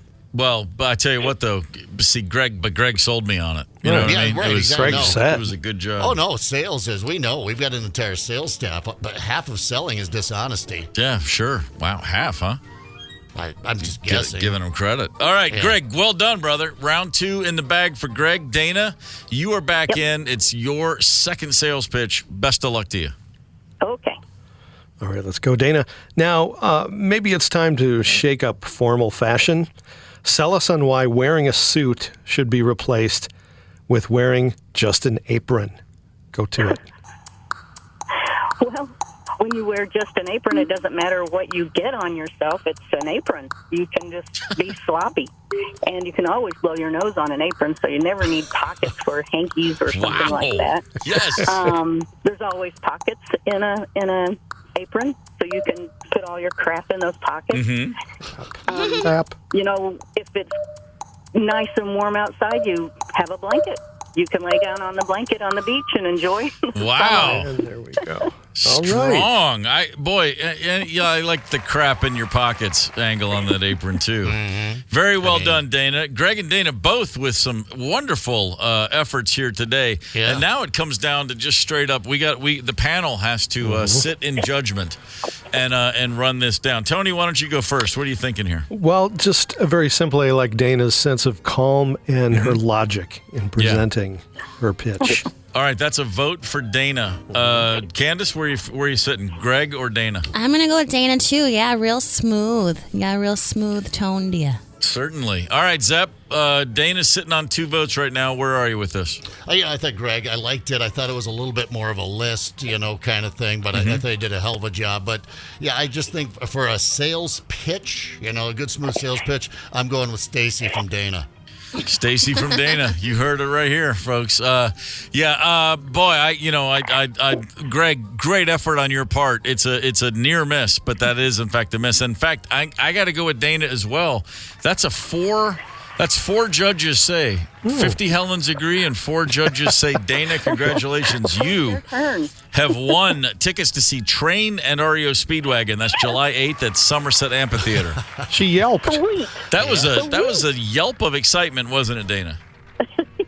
That's great, Greg. Oh man, perfect. Greg, you're not leaving empty-handed. This Saturday night at the XL Energy Center, USA-Canada women's hockey. You've got tickets to see that rivalry series. Congratulations, and thank you, sir. That'll work for me. Thank you very much. All right, perfect. Couple of great contestants right there on the show today. Happy Sunday. people. Very happy people. Shiny happy people, you might say. I mean, you could say it, I guess. I don't know. We'll go with it. Why not? Yeah, why the hell not? Boy, that's a tough game. It's a good one, though. I like it. I like the sales pitch. Yeah, I know. We can. Sorry, I'm clicking buttons here. We're going to move along here. Because you know what I was just thinking of? I was trying to find a piece of audio here. I've got a great piece of audio. You guys got to listen to this. It's only about 5 minutes away because I was thinking about it there when Dana yelped. She had a little yelp there when she won her REO Speedwagon train tickets, and I was thinking of we've been talking about dogs this morning. I was thinking about a dog growling, not wanting to give up its human treat. I wonder which personality type this dog is. We'll have that for you here in about 5 minutes. Hang tight. Connect with us on the KQ Talk and Text line. 651-989-ROCK. That's 651-989-ROCK. 92 KQRS. I'm Steve Gorman. This is the KQ Morning Show. It is February the 5th. That is a Monday. Don't know if you were checking out the Grammys last night. There were some highlights. Not a lot of the artists we play on this station represented. The Beatles won a Grammy for Best Music Video, of all things. There was a David Bowie, the Moon Age Daydream movie won something. Billy Joel appeared to play his new single, first new song he's had in decades. Joni Mitchell came out towards the end of the broadcast and played Both Sides Now, and that was really kind of heavy thing. She's 80 years old. Been through the ringer, has Joni Mitchell, but it was great to see her represented. Great to see her and her generation represented so well. I did see a clip. This is at a huge arena, the Grammy Awards, and so you mostly on TV you just see the people sitting up front. A lot of the stars, the celebrities themselves, but it's a huge arena. There are people all the way in the back, and when Joni came out, everybody was on their feet. At some point during the show, I was thinking, like, every time there's a performance, everybody gets a standing ovation.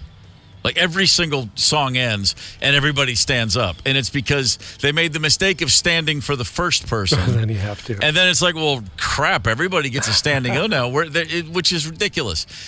One thing they could do is just stop with the standing ovations. There's nothing magical about that. Those performances are so rehearsed and so plotted out to the instant. Yeah. There's nothing. It's so rare that something unplanned, unscripted, and truly magical happens at a show like that. So stop standing up. But Joni Mitchell comes out and it's like, well, it's not like she was rehearsing that one with the Grammy light crew. The dancers weren't making sure they were in the right place. That was just music. And that was kind of nice. I like seeing that. Anyway. What they could do is maybe just make it a standing event. Just take all the seats out. That's great. Yeah, and if like you could that would be kind of cool. I think just if you don't like it, sit down. Too many cuts to Oprah. I thought it's like, all right, she's there. What? Why? After every act, it seemed like they cut to Oprah reacting. She's like the Taylor Swift of the Grammys, I suppose. Would they just show her? They didn't. Was she doing something there? Was she just attending? No, hands in the air. All right, just being Oprah. Well, I think later she was a part of the Tina Turner tribute later, right? She had something. Yeah. She was a part of it, but yeah, when they're showing you cut to the crowd, you cut to the people. One thing that fascinates me, and this is really, if you ever watch the Country Music Award shows, and there's like 9 of them. There's CMA, CMT, AMG, APE. I never know what anything is. The Country Music Awards, man, they are so all in and supportive of each other. Like, they and people know they're going to be on camera. Like a camera guy comes up and goes, okay, we're going to cut to you during the first chorus. Make sure you're having fun. And they all pump their fists and sing along. But, man, they really go for it. But last night I was thinking the same thing. And you got to give Taylor Swift credit for this at least. She's the biggest star literally on the planet now. And she acts like I can, and I still find myself rolling my eyes a little bit because I'm like, I would just like to see, I don't know, a moment. Again, I like just genuine, authentic moments. But then I go, but it's an award show. There's nothing genuine or authentic. I don't know why I'm looking for that. Yeah. But to her credit, she stands up and sings along and pumps her fists. And, like, if you're on stage, if you're Olivia Rodrigo, who's a big star now but very young, and you're doing your song and you look out and Taylor Swift's singing along with you, it's got to feel pretty good. Yeah, it's cute. Wouldn't you be mad if you were sitting behind her, though? Like, sit down. Well, yeah, not only is she's already close to 6 feet tall. She was the heels she was wearing, too. She's about 6'4" walking around. They look like Eric Lindros taking that Grammy Award. Right. She needs a tall boyfriend. Then that would work a little better for her. Well, hopefully she'll find one. Yeah, right. Yeah. Well, she's in her early 30s now, so this probably doesn't apply to her. But a lot of people in their 20s, apparently, the new trend for the youngsters. This does not include my college kids, but apparently a lot of people in their 20s have been paying attention when people like us talk about, the older I get, the more I realize sleep is really important. A hot new trend. 20-somethings getting to bed early. Hitting the sack, 9, 10 o'clock. There's an entire article in the Wall Street Journal about this fact. Young adults between 18 and 35 last year were going to bed at an average of 10:06 p.m. 10:06 p.m. for people between 18 and 34. Yeah, you know what else I just read? That it was the driest January ever. Liquor sales, one of the lowest points ever in the United States, even during the pandemic. When liquor stores were closed there for a short time before they skyrocketed because of the pandemic, but pot use way up. I'm just thinking maybe just getting baked and dozing off there, before the news. Yeah, I mean, I've never been afraid of sleep. I've always been a guy who's happy when I'm sleeping. But between 18 and 34. The idea of getting to bed at 10 p.m., only if I had not been to sleep in 48 hours would that have been possible. Right. I remember we would all, talking about getting together, before we all, the cell phones, and we knew where each other were all the time. We'd be like, hey, let's go out and meet a drink. We wouldn't even go out till like 9 or 10 o'clock at night. Yeah, sure. There's a college student. There's a college student quoted in this article who's 19, and she says, for me, nothing good ever happens after 9 p.m. What? Oh, that's a shame. Yeah, really, man. You gotta get out there a little bit there. Yeah. Really, seriously. Both my kids were conceived after 9 p.m. Man alive. That just reminded me of what's the show? There's a true crime show, and it's the detective from Colorado Springs, and it just goes through all the cases he ever cracked. He has the name. Older guy. He's retired cop. Yeah, I can picture him, right? Yeah, I've watched some of them, but the name is... And he remembers every detail from every case. Oh, it's driving me crazy. But he was the guy who'd look in the camera and he'd say, well, it's like I've said for years. He said, if you're not involved in the drug trade and you're not at a bar, if you're in bed if you're at home by 11, you're not going to be the victim of violent crime. Chances are. And he had this whole thing.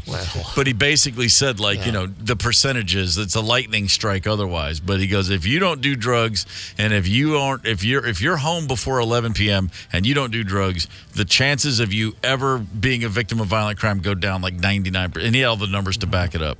Well, now that I think about it, I'm not a victim of violent crime, but I think of some of the trouble, the hijinks I found myself in.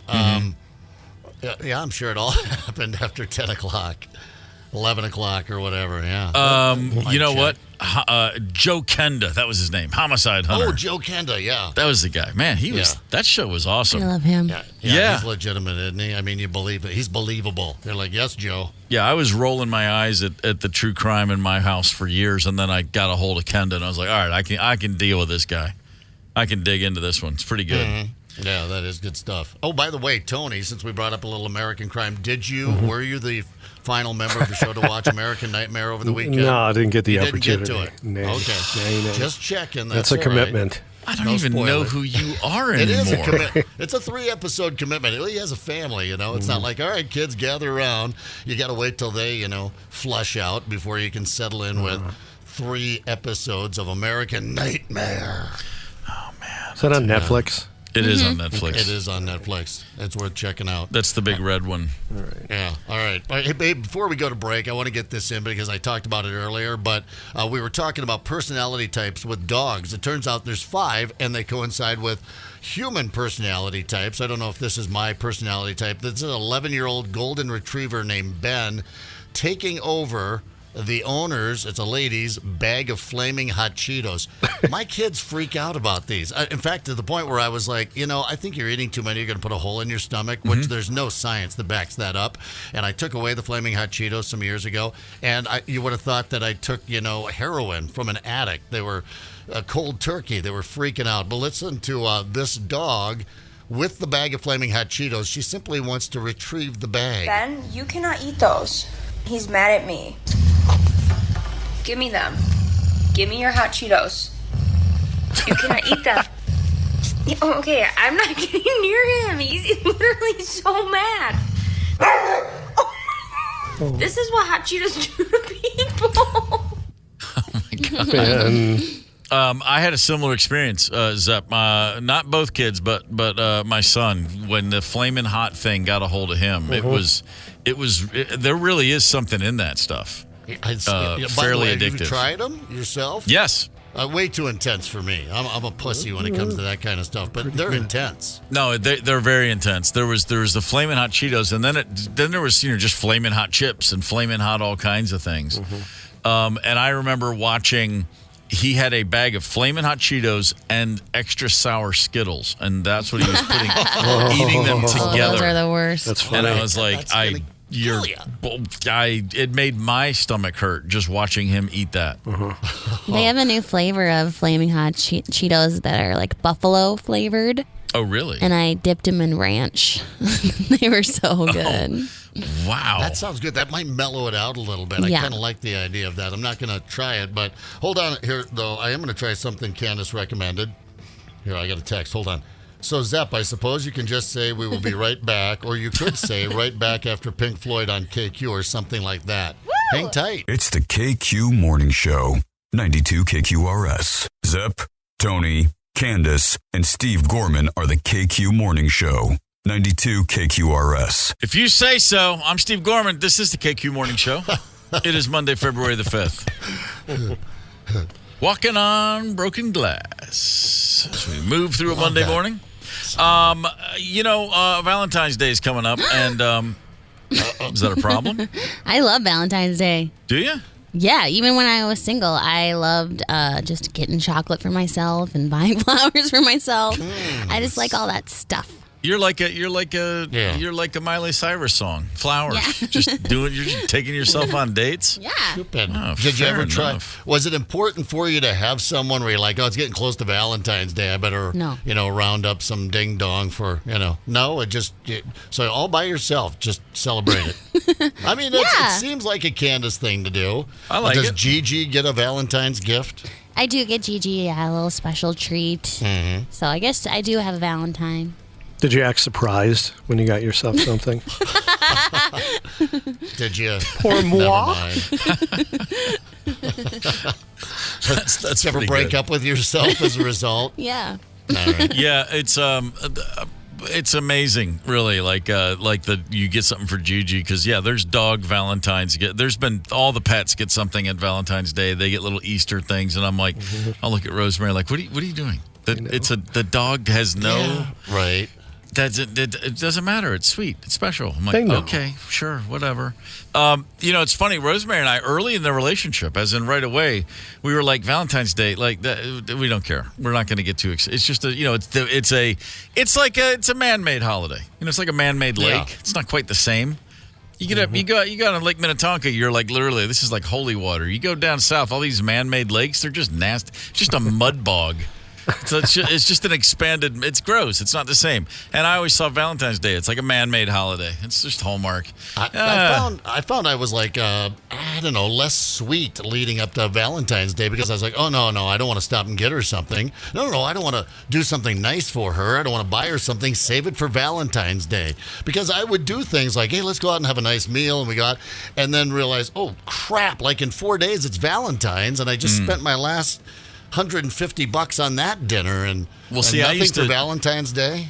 I used to be able to get away. It was cool that we were like, no, we don't need to do Valentine's Day because I was just always thinking and always being so thoughtful and sensitive and surprises all the time. But then at some point you just kind of stop all that, and then it's like I don't even get a Valentine's Day anymore. Come on, man. You get when you're in the tunnel, when you have the newborn and the toddler, it's like. You need something? Good luck to you. You don't want. I got a laundry list of needs. It's called reality. It just takes 2 seconds to pop into Lund's and get a bouquet. I mean, just a little bit of effort. Okay. And then you get in trouble for spending the money. Yep. Ours just turned into a family thing. We go to dinner with the kids on Valentine's Day. Oh, that's cute. Very nice. Do you know where you're going to go this time? I haven't picked a place yet. All right. Well, but the reason I brought this up is because, we often see things. It's like, here's a list of some great things for Valentine's Day. And a lot of times it's kind of, it's more like titillating or like trying to spur on the romance, trying to, spice up a relationship. Yeah. This one, not quite so much. This is on a list, and I just have to quickly mention the tick mitt. The tick mitt. That's not a Norwegian word for, sex toy. A tick mitt is literally a mitt you wear to help get ticks off of people and pets. Like as in, like it's a mitten. I mean, tick season is a real thing here, man. I've I don't used know. one of those. Listen to this. Alleviate the anxiety associated with tick-borne diseases like Lyme disease by introducing a new step into your tick protection routine. Now, I'm not about to make light of tick-borne diseases, the Lyme disease, especially among them. Those can be horrific. But I just love that there's a tick mitt on a Valentine's Day gift list. I mean, it feels good. Maybe it's like ribbed. So it's like it is so you can get tick removal for people and pets. What does this mitt have that another mitt doesn't? I don't understand. How do you gently and thoroughly rub the tick mitt on your body and clothes or your pet's fur to remove ticks? I guess the ticks just like the way these things feel. They just stick adhesive. to the tick mitt. Yeah, what's the difference between just me rubbing all over my body with my fingertips like I've done since the 60s? Get a roll I of think what we tape. need here. Yeah. I think what we need here is a sales pitch. We've got to put the tick mitt in Tony's next game show for sales pitch. Sell us here on the tick mitt. I will tell you this: when Marie and I first started dating, we were in Montana, and we loved to do a lot of camping. Something we had in common. Like right away, I found a woman that wants to camp with me. Awesome. And one of the special fun little add-ons was at the end of the camping trip, we each got to do the tick check on each other, and that could get fun. I could see where that might be a Valentine's surprise. I'm not digging the tick mitt, but I see on the same list you're looking at, Steve, they call it a cigarette rolling machine. It's 2024. We can call it what it is, a joint rolling machine. Sure. Is your Valentine all out of joint? Oh, that's a good one.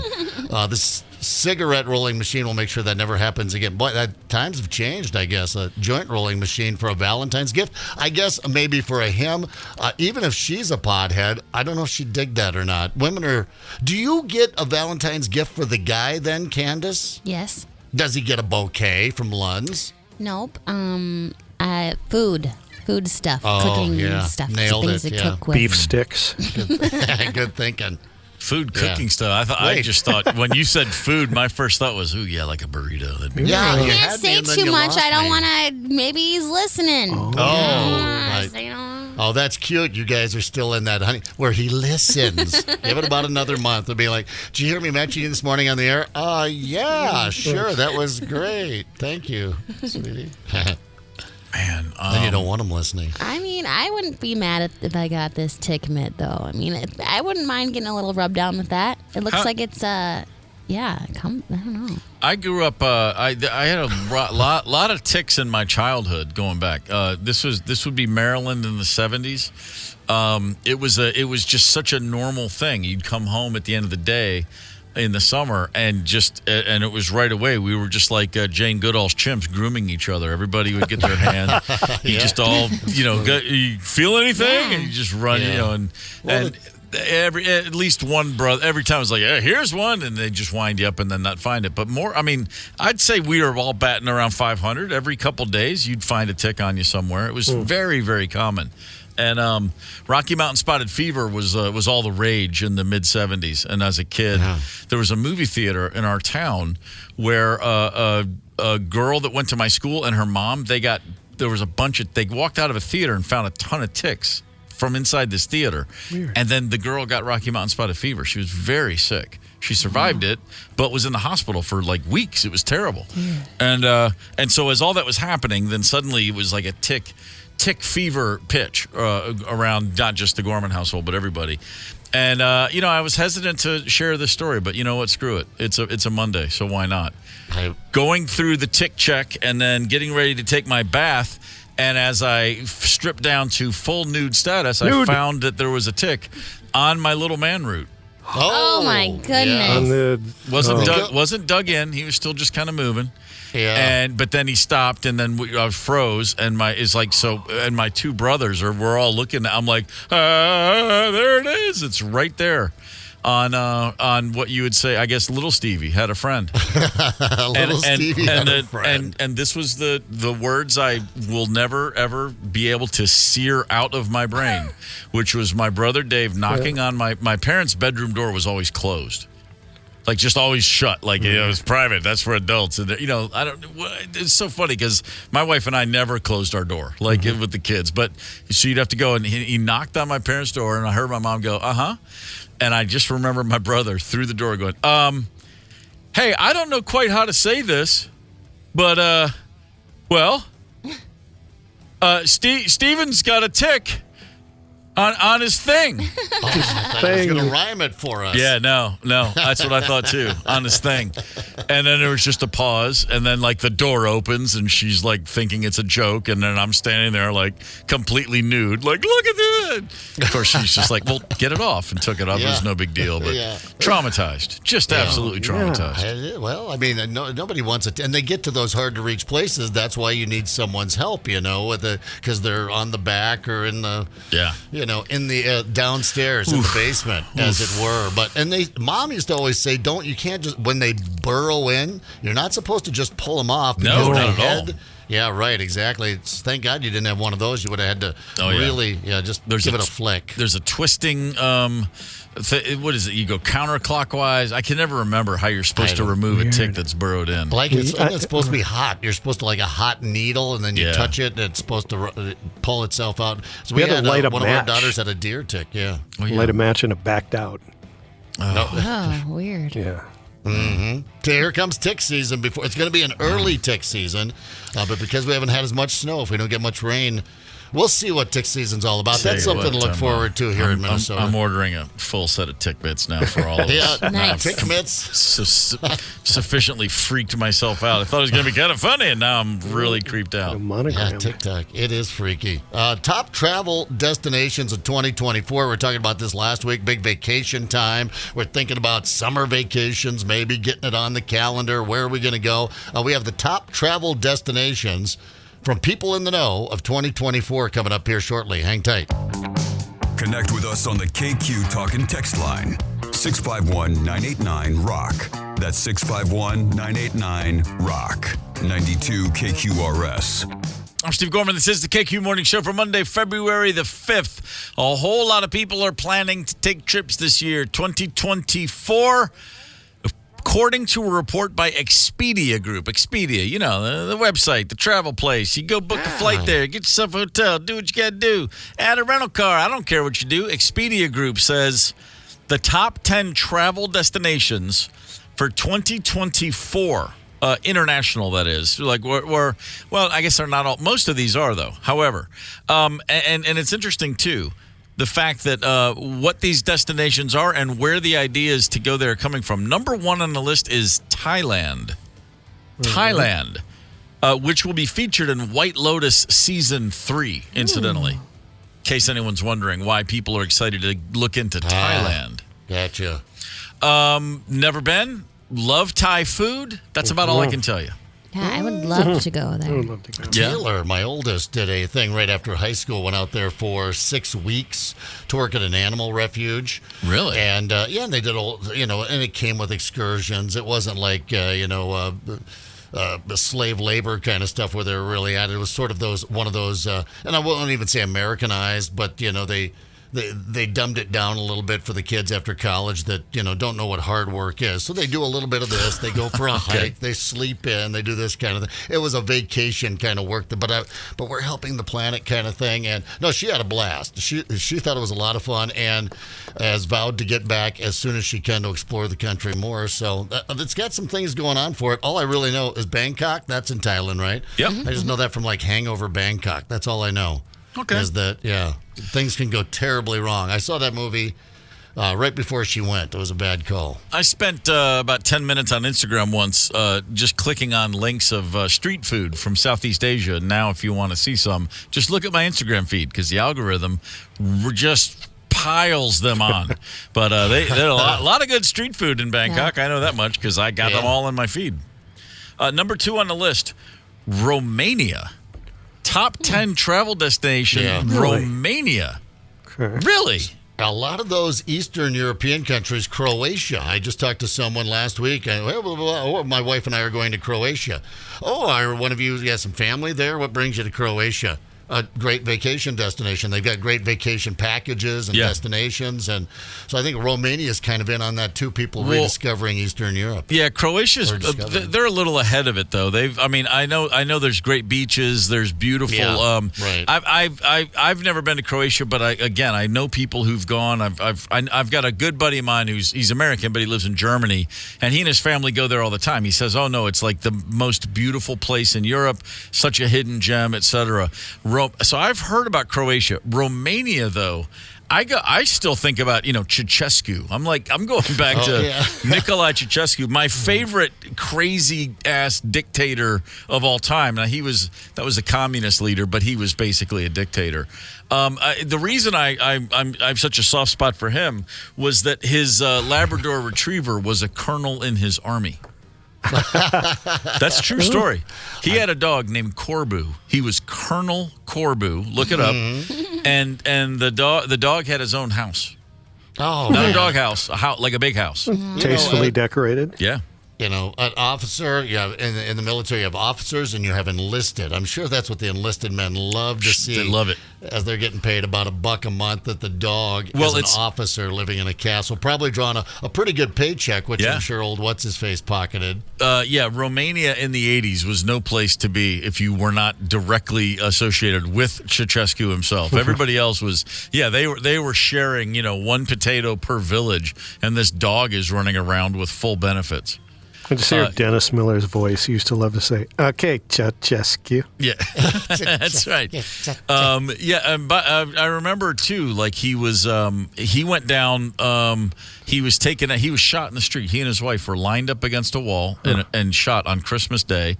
And his final words were, "You fools! I am your leader. You fools!" Like to a group of people with rifles. Wow. Pow, like, dude.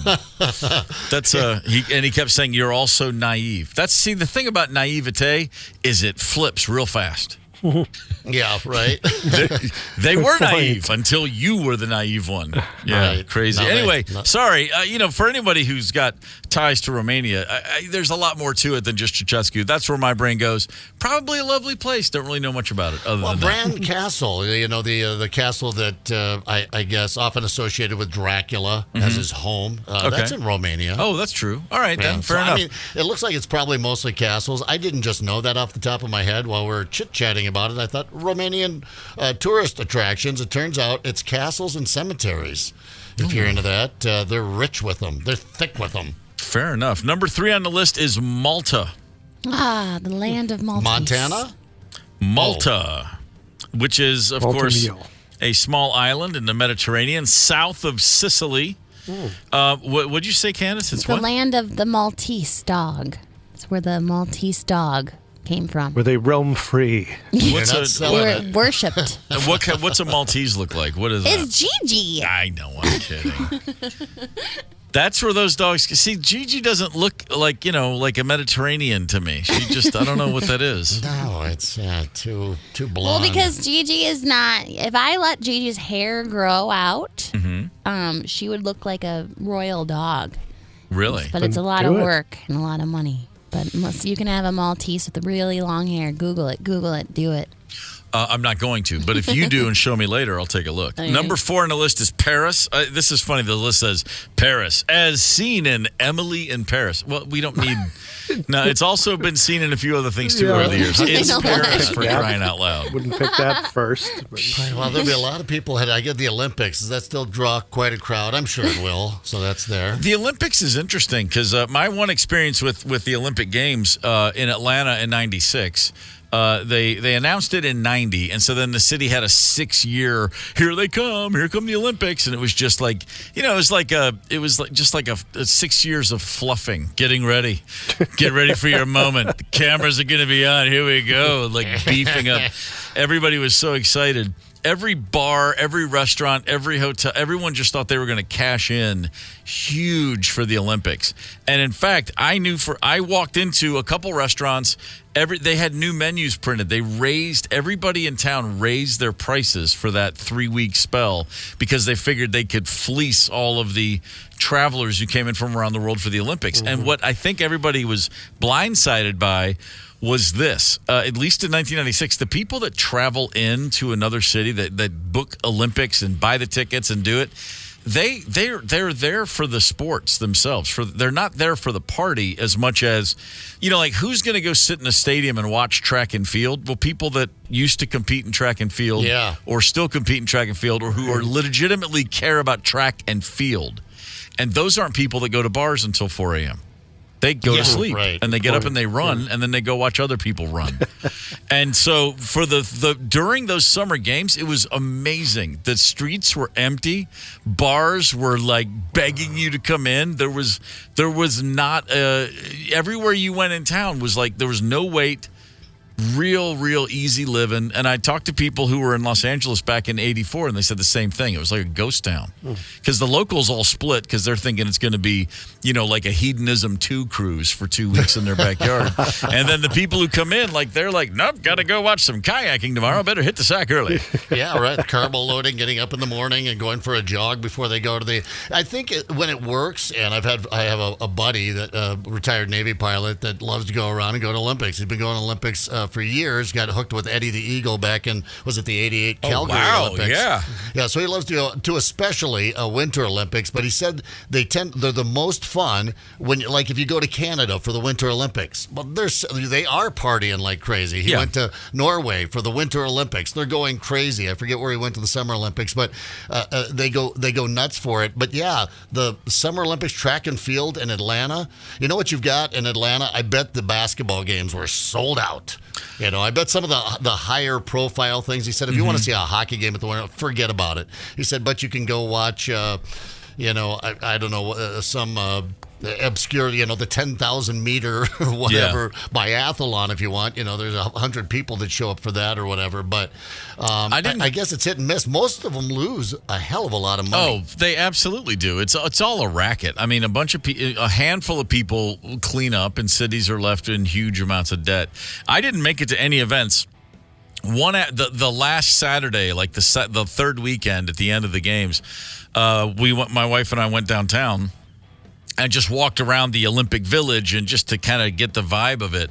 And it really didn't have like a spark. It didn't feel like something really sensational was happening. It was towards the end of the games. I'm sure when the opening ceremony had happened, it was probably a little more vibrant. But it really just left town with a bunch of like a... And that was like for a city like Atlanta, that put it on the map to a lot of people. For a city like Paris, will anyone even notice that the Olympics are going on? I mean, if you've ever been to Paris, there's a lot going on. Yeah. It's just big and full of French people running around being French, and they don't care what's on your mind. And Right. they'll be like, the games, Olympics, yes, I guess it could be happening. I don't know, but here's my problem with you. I mean, it's just going to be France. They don't give a rat's. Half the time they're conflicted about tourism. Of course, they want your dollars, but they don't want to serve you. Not really. Mm-hmm. I've gotten into just little pissy fits over. I'm like, can I just get my check? Nah, you don't get a check here. You just leave. I'm like, well, all right. You don't even want me to pay for my cheese and glass. But anyway, yeah, that's interesting. I don't know how it'll do in Paris. I know it's been in Paris before, but well, good luck to the old Summer Olympics, I guess. You know, we were talking about that billionaire bonehead now wants to stole our idea about juice because, you know, so many Olympians juice. There's entire countries that have programs of steroids, you know, for their athletes. So they must show dominance at the Olympics. And this is why we are a great country, because we have the best athletes. But doing the enhanced Olympics, all in on the enhanced, maybe that would be more of a party. Maybe that would be a rager, kind of turn it into a big, sensational, weird event. I would think so. Yeah, you're referencing Peter Thiel, who's a Silicon Valley billionaire, a guy who invested in PayPal and a bunch of other things. And he's just got all this money. So he's backing a new thing called the Enhanced Games. It is literally the Olympics on steroids, the things that we all just want to see. They're encouraging athletes to use performance-enhancing drugs. And I love the justification, which is, well, we're not running from science. We're embracing science. But you're still going to see people. There's going to be an event before too long. If the Enhanced Games take off, you'll see, like, you know, they'll start with all the normal things, the 10,000 meter, the 100-meter sprint, the javelin, the shot put. In a matter within 4 or 5 rounds of Enhanced Games, there will be, you know, like quickest to it'll be like, okay, you're on a track, they set the hurdles up, but the point is who can have a stroke first.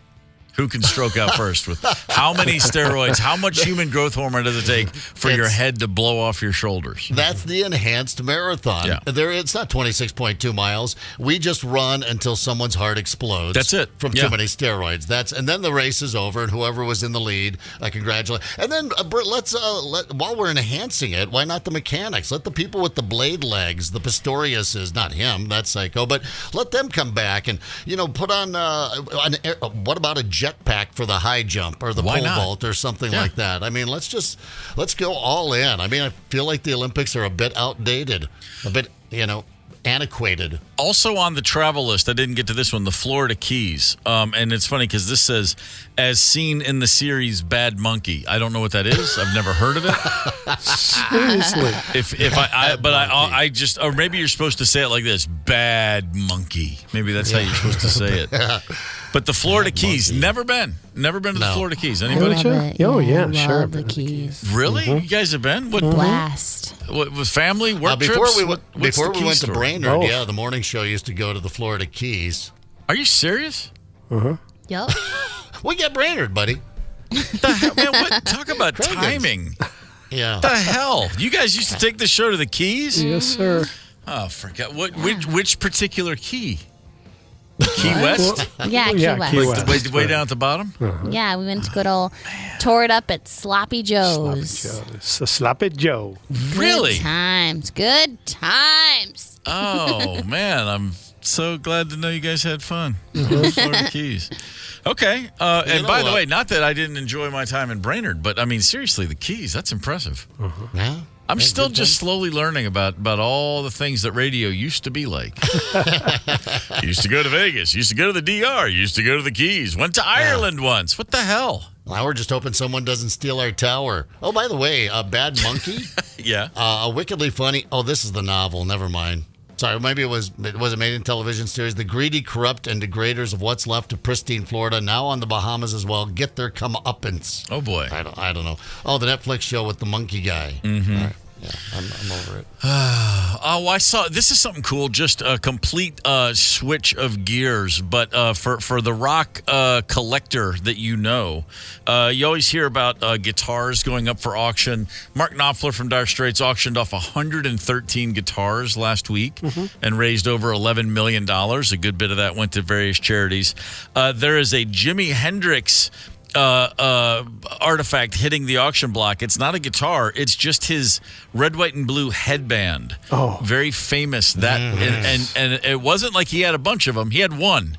And he wore it in a series of concerts, 1969 and 1970. There was a 7-concert run during which he was photographed apparently 1 billion times, because you just picture Hendrix, and oftentimes you picture that red, white, and blue headband.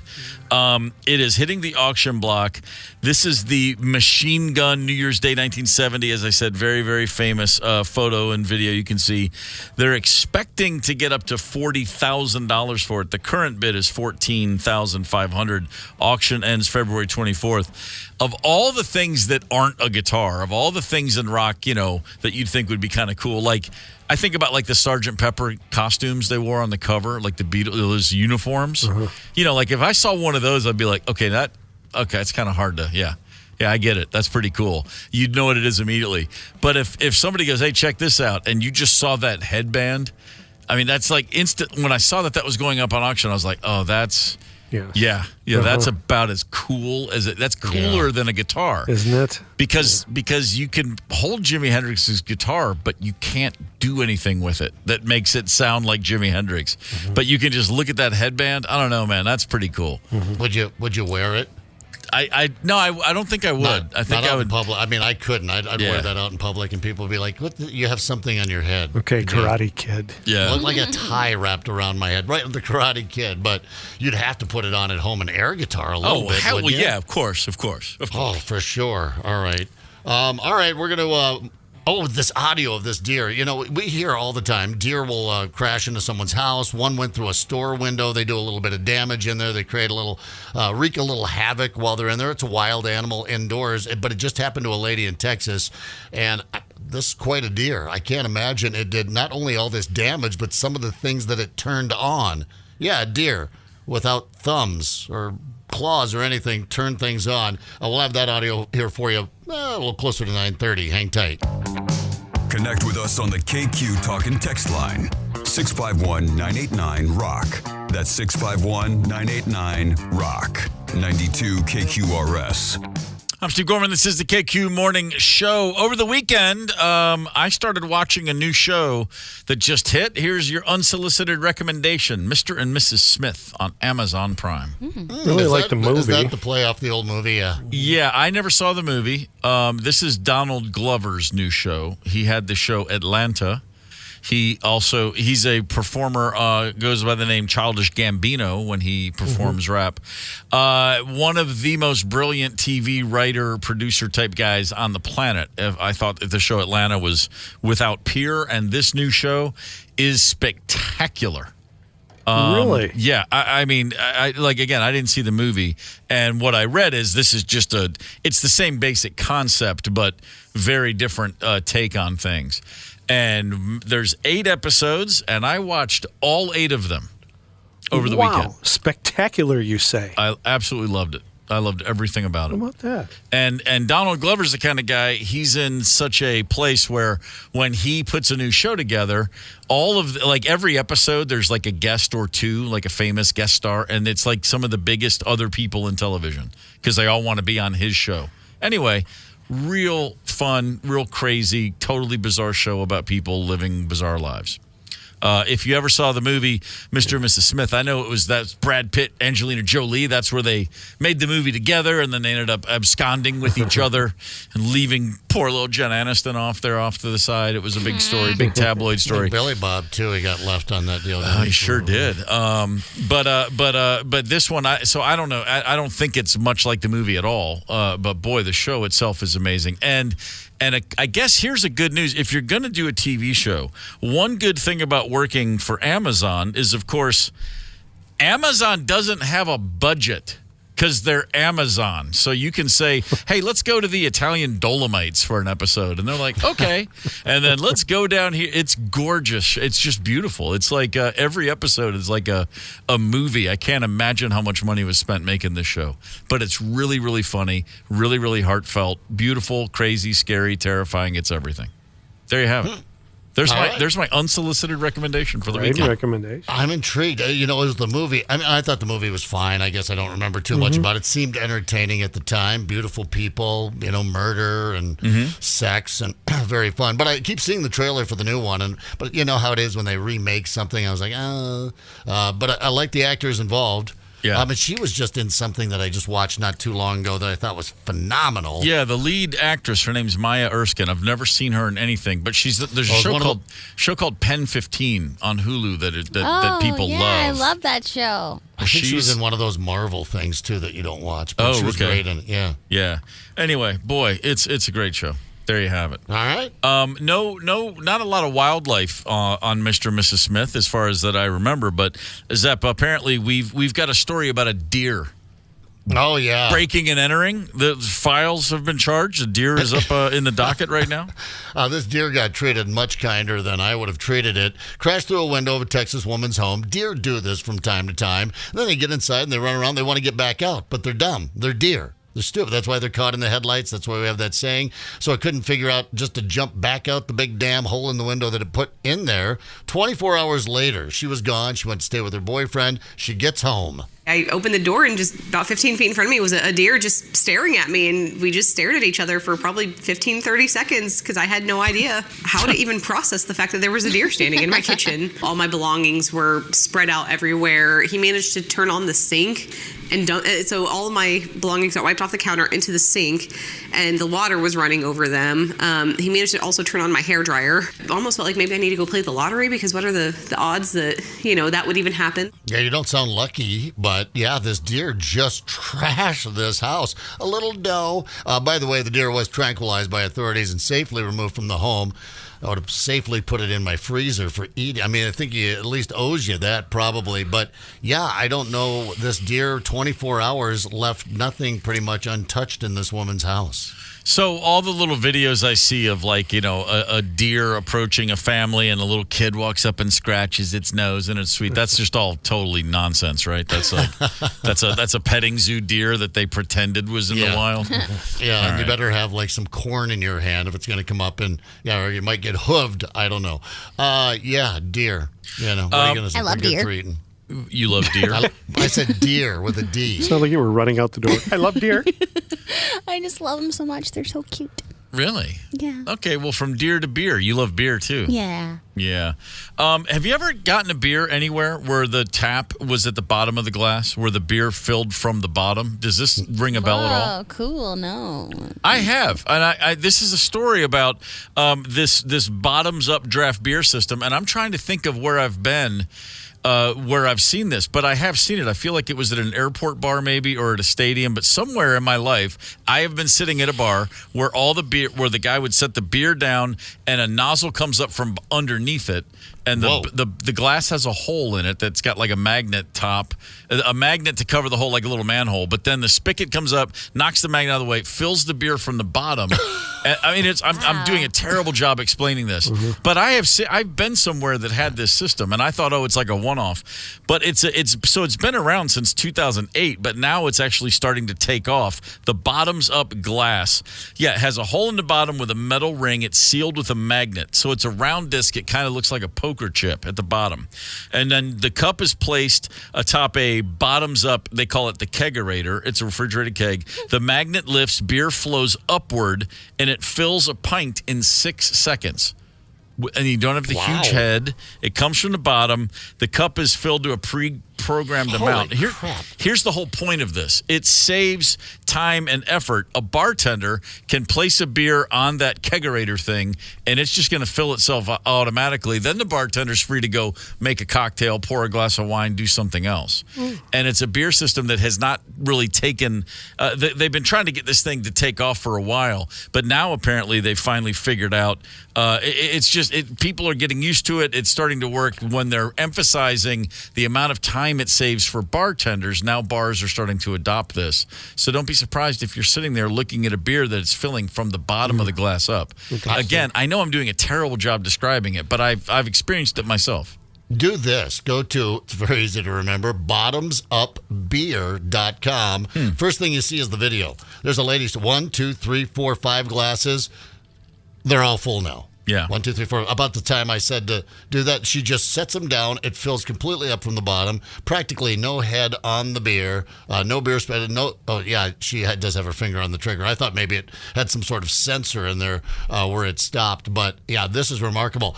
I would be shocked if these aren't already in Minneapolis, St. Paul, somewhere at some bar, because, when it comes to drinking establishments, right here in good old Minnesota, I mean, they're ahead of the curve. I got to feel like this bottoms-up beer dude got a hold of somebody here. If you know if there's a bottoms-up beer place, talk and text line 651-989-ROCK. I want to see it in person, and I want to see if I can drink the beer as fast as they can fill this cup. That would really require some sort of you'd have a physical anomaly if that was the case. One of those guys that you could just open your throat. Have you ever seen someone that can do that, can just hold their throat open and pour a beer down as fast as you dump it? Yeah, I've seen that in person once. It's really weird. Yeah, it is really weird. You think it's like some sort of trick. Like, are you dumping that off to the side of your shoulder? Or is that one of those trick glasses? Remember the trick glasses? My grandpa owned all those weird novelties where you pulled the guy's pants down and he peed with the barrel. And he had that one where the glass, it looked like you're slamming a mug of beer, but the beer was just in the glass and it was a beer. Anyway, it's something else to see somebody open their throat up and just drain it, and then it's a great burp. Yeah, it's pretty shocking. I saw something, a list about ways that you can, just random ways to burn a bunch of calories, speaking of beer, and it said if you're bowling for a couple of hours, you can easily burn 400 calories. So, that's nice to know. You go bowling, you're actually burning calories, but it also made the point, but if you're drinking beer the whole time, you will counteract the burning of those calories. And so that struck me as odd, because I didn't know you could bowl without drinking beer. I didn't know that was a thing. I thought that was just like if someone says, do you want to go, throw a few frames, roll a few frames, that's their way of saying, do you want to go drink beer? Yeah, right. Yes, exactly. of course. It was like shooting pool. Hey, you want to go shoot a game of pool? Yeah. Right. That came with beer. There's a lot of, I can see doing a lot of things sober, but bowling just ain't one of them. That's just all there is to it. I guess the Anchor Bar in Superior, Wisconsin has a bottom-up beer situation. Oh, the Anchor, are you really? Yep. I don't know if you know much about the Anchor, but it's one of the great dive bars in the world, probably. I've been to a few. Wow. When I took vacations, I used to just go to bars and not all the sites that people used to. But, the Anchor Bar, if you haven't gotten shat-faced at the Anchor Bar, well, that's a bucket list item right there. But that surprises me that they have something this state-of-the-art, a bottoms-up beer system at the Anchor Bar. I love it. Anything else, Candace? Also, MC Garage in Mankato. Wow. What about the good old Twin Cities area here? Come on, folks. Listen to us just giving people a little shine. I wish for the life of me I could remember where I've seen this where I was getting beer like this, because I feel like it's even been more than one place, but what are you going to do? I don't know. I guess that's because I was drinking beer. I don't remember anything. That's how that goes sometimes. It might have been bowling. You have no idea, but but I do feel like it was at an airport, but it could be wrong. But speaking of airports, it's really always a good time to remind everybody that if you're working at let's say a fast food restaurant, let's say that fast food restaurant is in an airport, and if you think to yourself, no one will probably notice if I just embezzle a lot of money from here, they will eventually. Sometimes it takes up to 13 months, which is the case for a guy named Timothy Hill Jr. He was indicted by a grand jury last Tuesday. He was managing a Chick-fil-A at the Minneapolis-St. Paul International Airport. And over 13 months, from 22 to 23, he embezzled $144,000 from Chick-fil-A. Wow. $144,000. Yeah, well, Chick-fil-A, we know. We've seen the lines. We've been in the lines. It's, they're cashing at Chick-fil-A, but $144,000 from a fast food place. If I were working at Chick-fil-A and if I took $144, I would assume it's going to come up eventually. I don't know how you can, and by the way, $144,000, you're thinking to yourself, he socked it all away in a mattress. No, he didn't. He spent it on jewelry, online sports books. He sent tens of thousands of dollars through Cash Apps to multiple fellow employees throughout the airport in exchange for personal photographs and videos. Literally going up to women he works with. Do you have any, hey, I'll give you $5,000 if you have you got to picture yourself in a swimsuit. It's incredible. And I think the most amazing part is, he was doing this.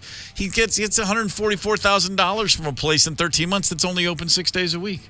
I mean, is he dying from cancer or something? Because this seems like you're right. There's an end to the road to this. Even a hooplehead like this has got to figure out you're offering, strange people that you work with. I mean, strangers you work with or whatever. They're in the airport, money for nudity. It's going to, 144 G's. It makes you curious if. We got to be brighter than this ding dong, right? How much could we get away with? Not here, obviously. I don't know, man. I don't think we have the willpower. I don't think we have the, the central nervous systems would give us away. Yeah. We'd all have that look on our face. Yeah. How's it going today? Just fine. Great. Why do you ask? The voice ticks up about half an octave. Yeah. No, that sounds about right. Hey, you guys, I'm excited. I'm looking ahead to our guest tomorrow morning. Alex Campbell is going to be at 8 o'clock. We're going to have Alex Campbell on. This is a Tennessee teacher who caught a serial killer with a class project. Can you imagine how exciting that would be as a class project? We got together and built like a rocket that didn't go off. We all got out on the playground and 1, 3, 2, 1, and nothing happened. Yeah. They caught a serial killer. That's our guest at 8 o'clock tomorrow morning. And I can't imagine why we're having. Help me out with Waddy's last name here, Steve. Waddy Wattel. Wattel. I always want to say Watchel, but the T's in the wrong. Wattel, guitarist, singer, producer for Stevie Nicks, Linda Ronstadt, Keith Richards, maybe some names you've heard of. Waddy, you certainly know him when you see him. You've seen him standing by just about every big star. Oh, yeah. For a long time in music. Very excited to have him on tomorrow morning at 9 o'clock. We're not done yet this morning. We'll be right back. Hang tight. Connect with us on the KQ Talk and Text line. 651-989-ROCK. That's 651-989-ROCK. 92 KQRS. I'm Steve Gorman. This is the KQ Morning Show.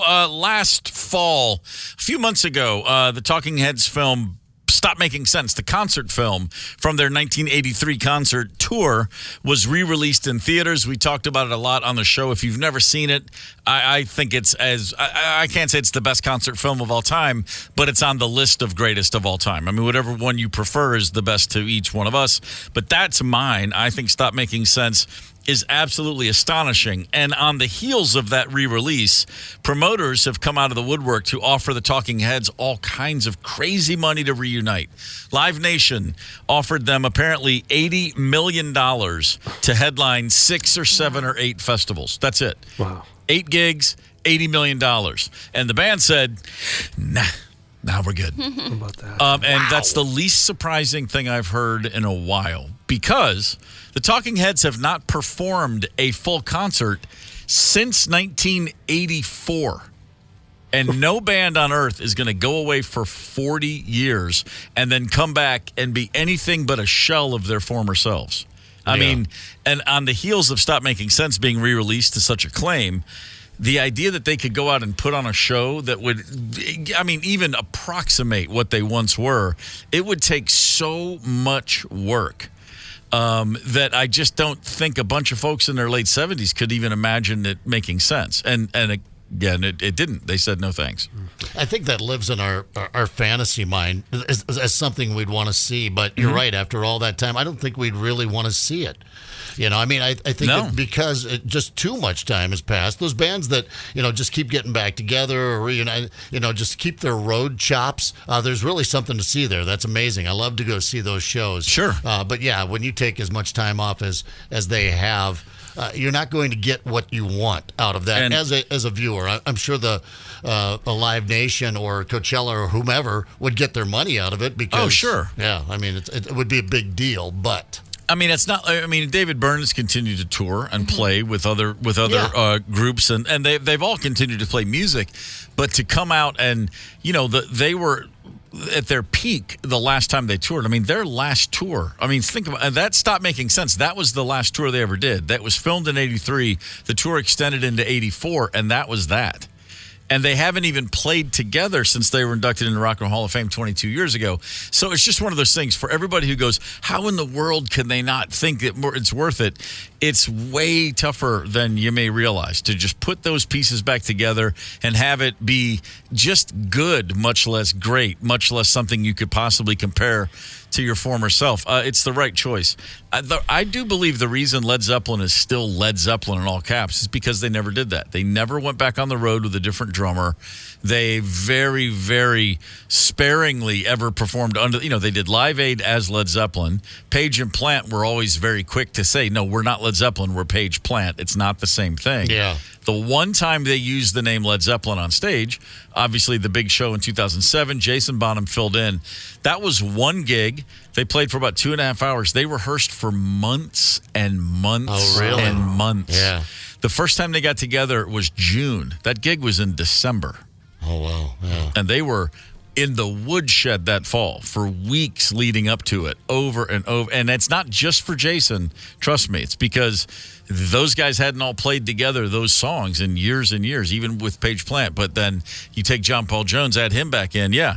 And it was worth it. They sounded great. But, I mean, it just for that one show, that was hours and hours and hours and hours of rehearsal. So, anyway, that's kind of crazy to think that Talking Heads were are still thought of so highly, but there's not that many bands. The White Stripes is the other one you hear about. White Stripes is just Jack White and his drummer, former wife, Meg White. And you think there's just two of them. How hard could it be? That's a whole different issue. She's just not interested in performing live, was never comfortable doing it. And I have been told over the years from people in the know, different promoter reps, they too have multi-million-dollar offers year in and year out. Just come play our festival. We'll give you $10 million. Yeah. For one show.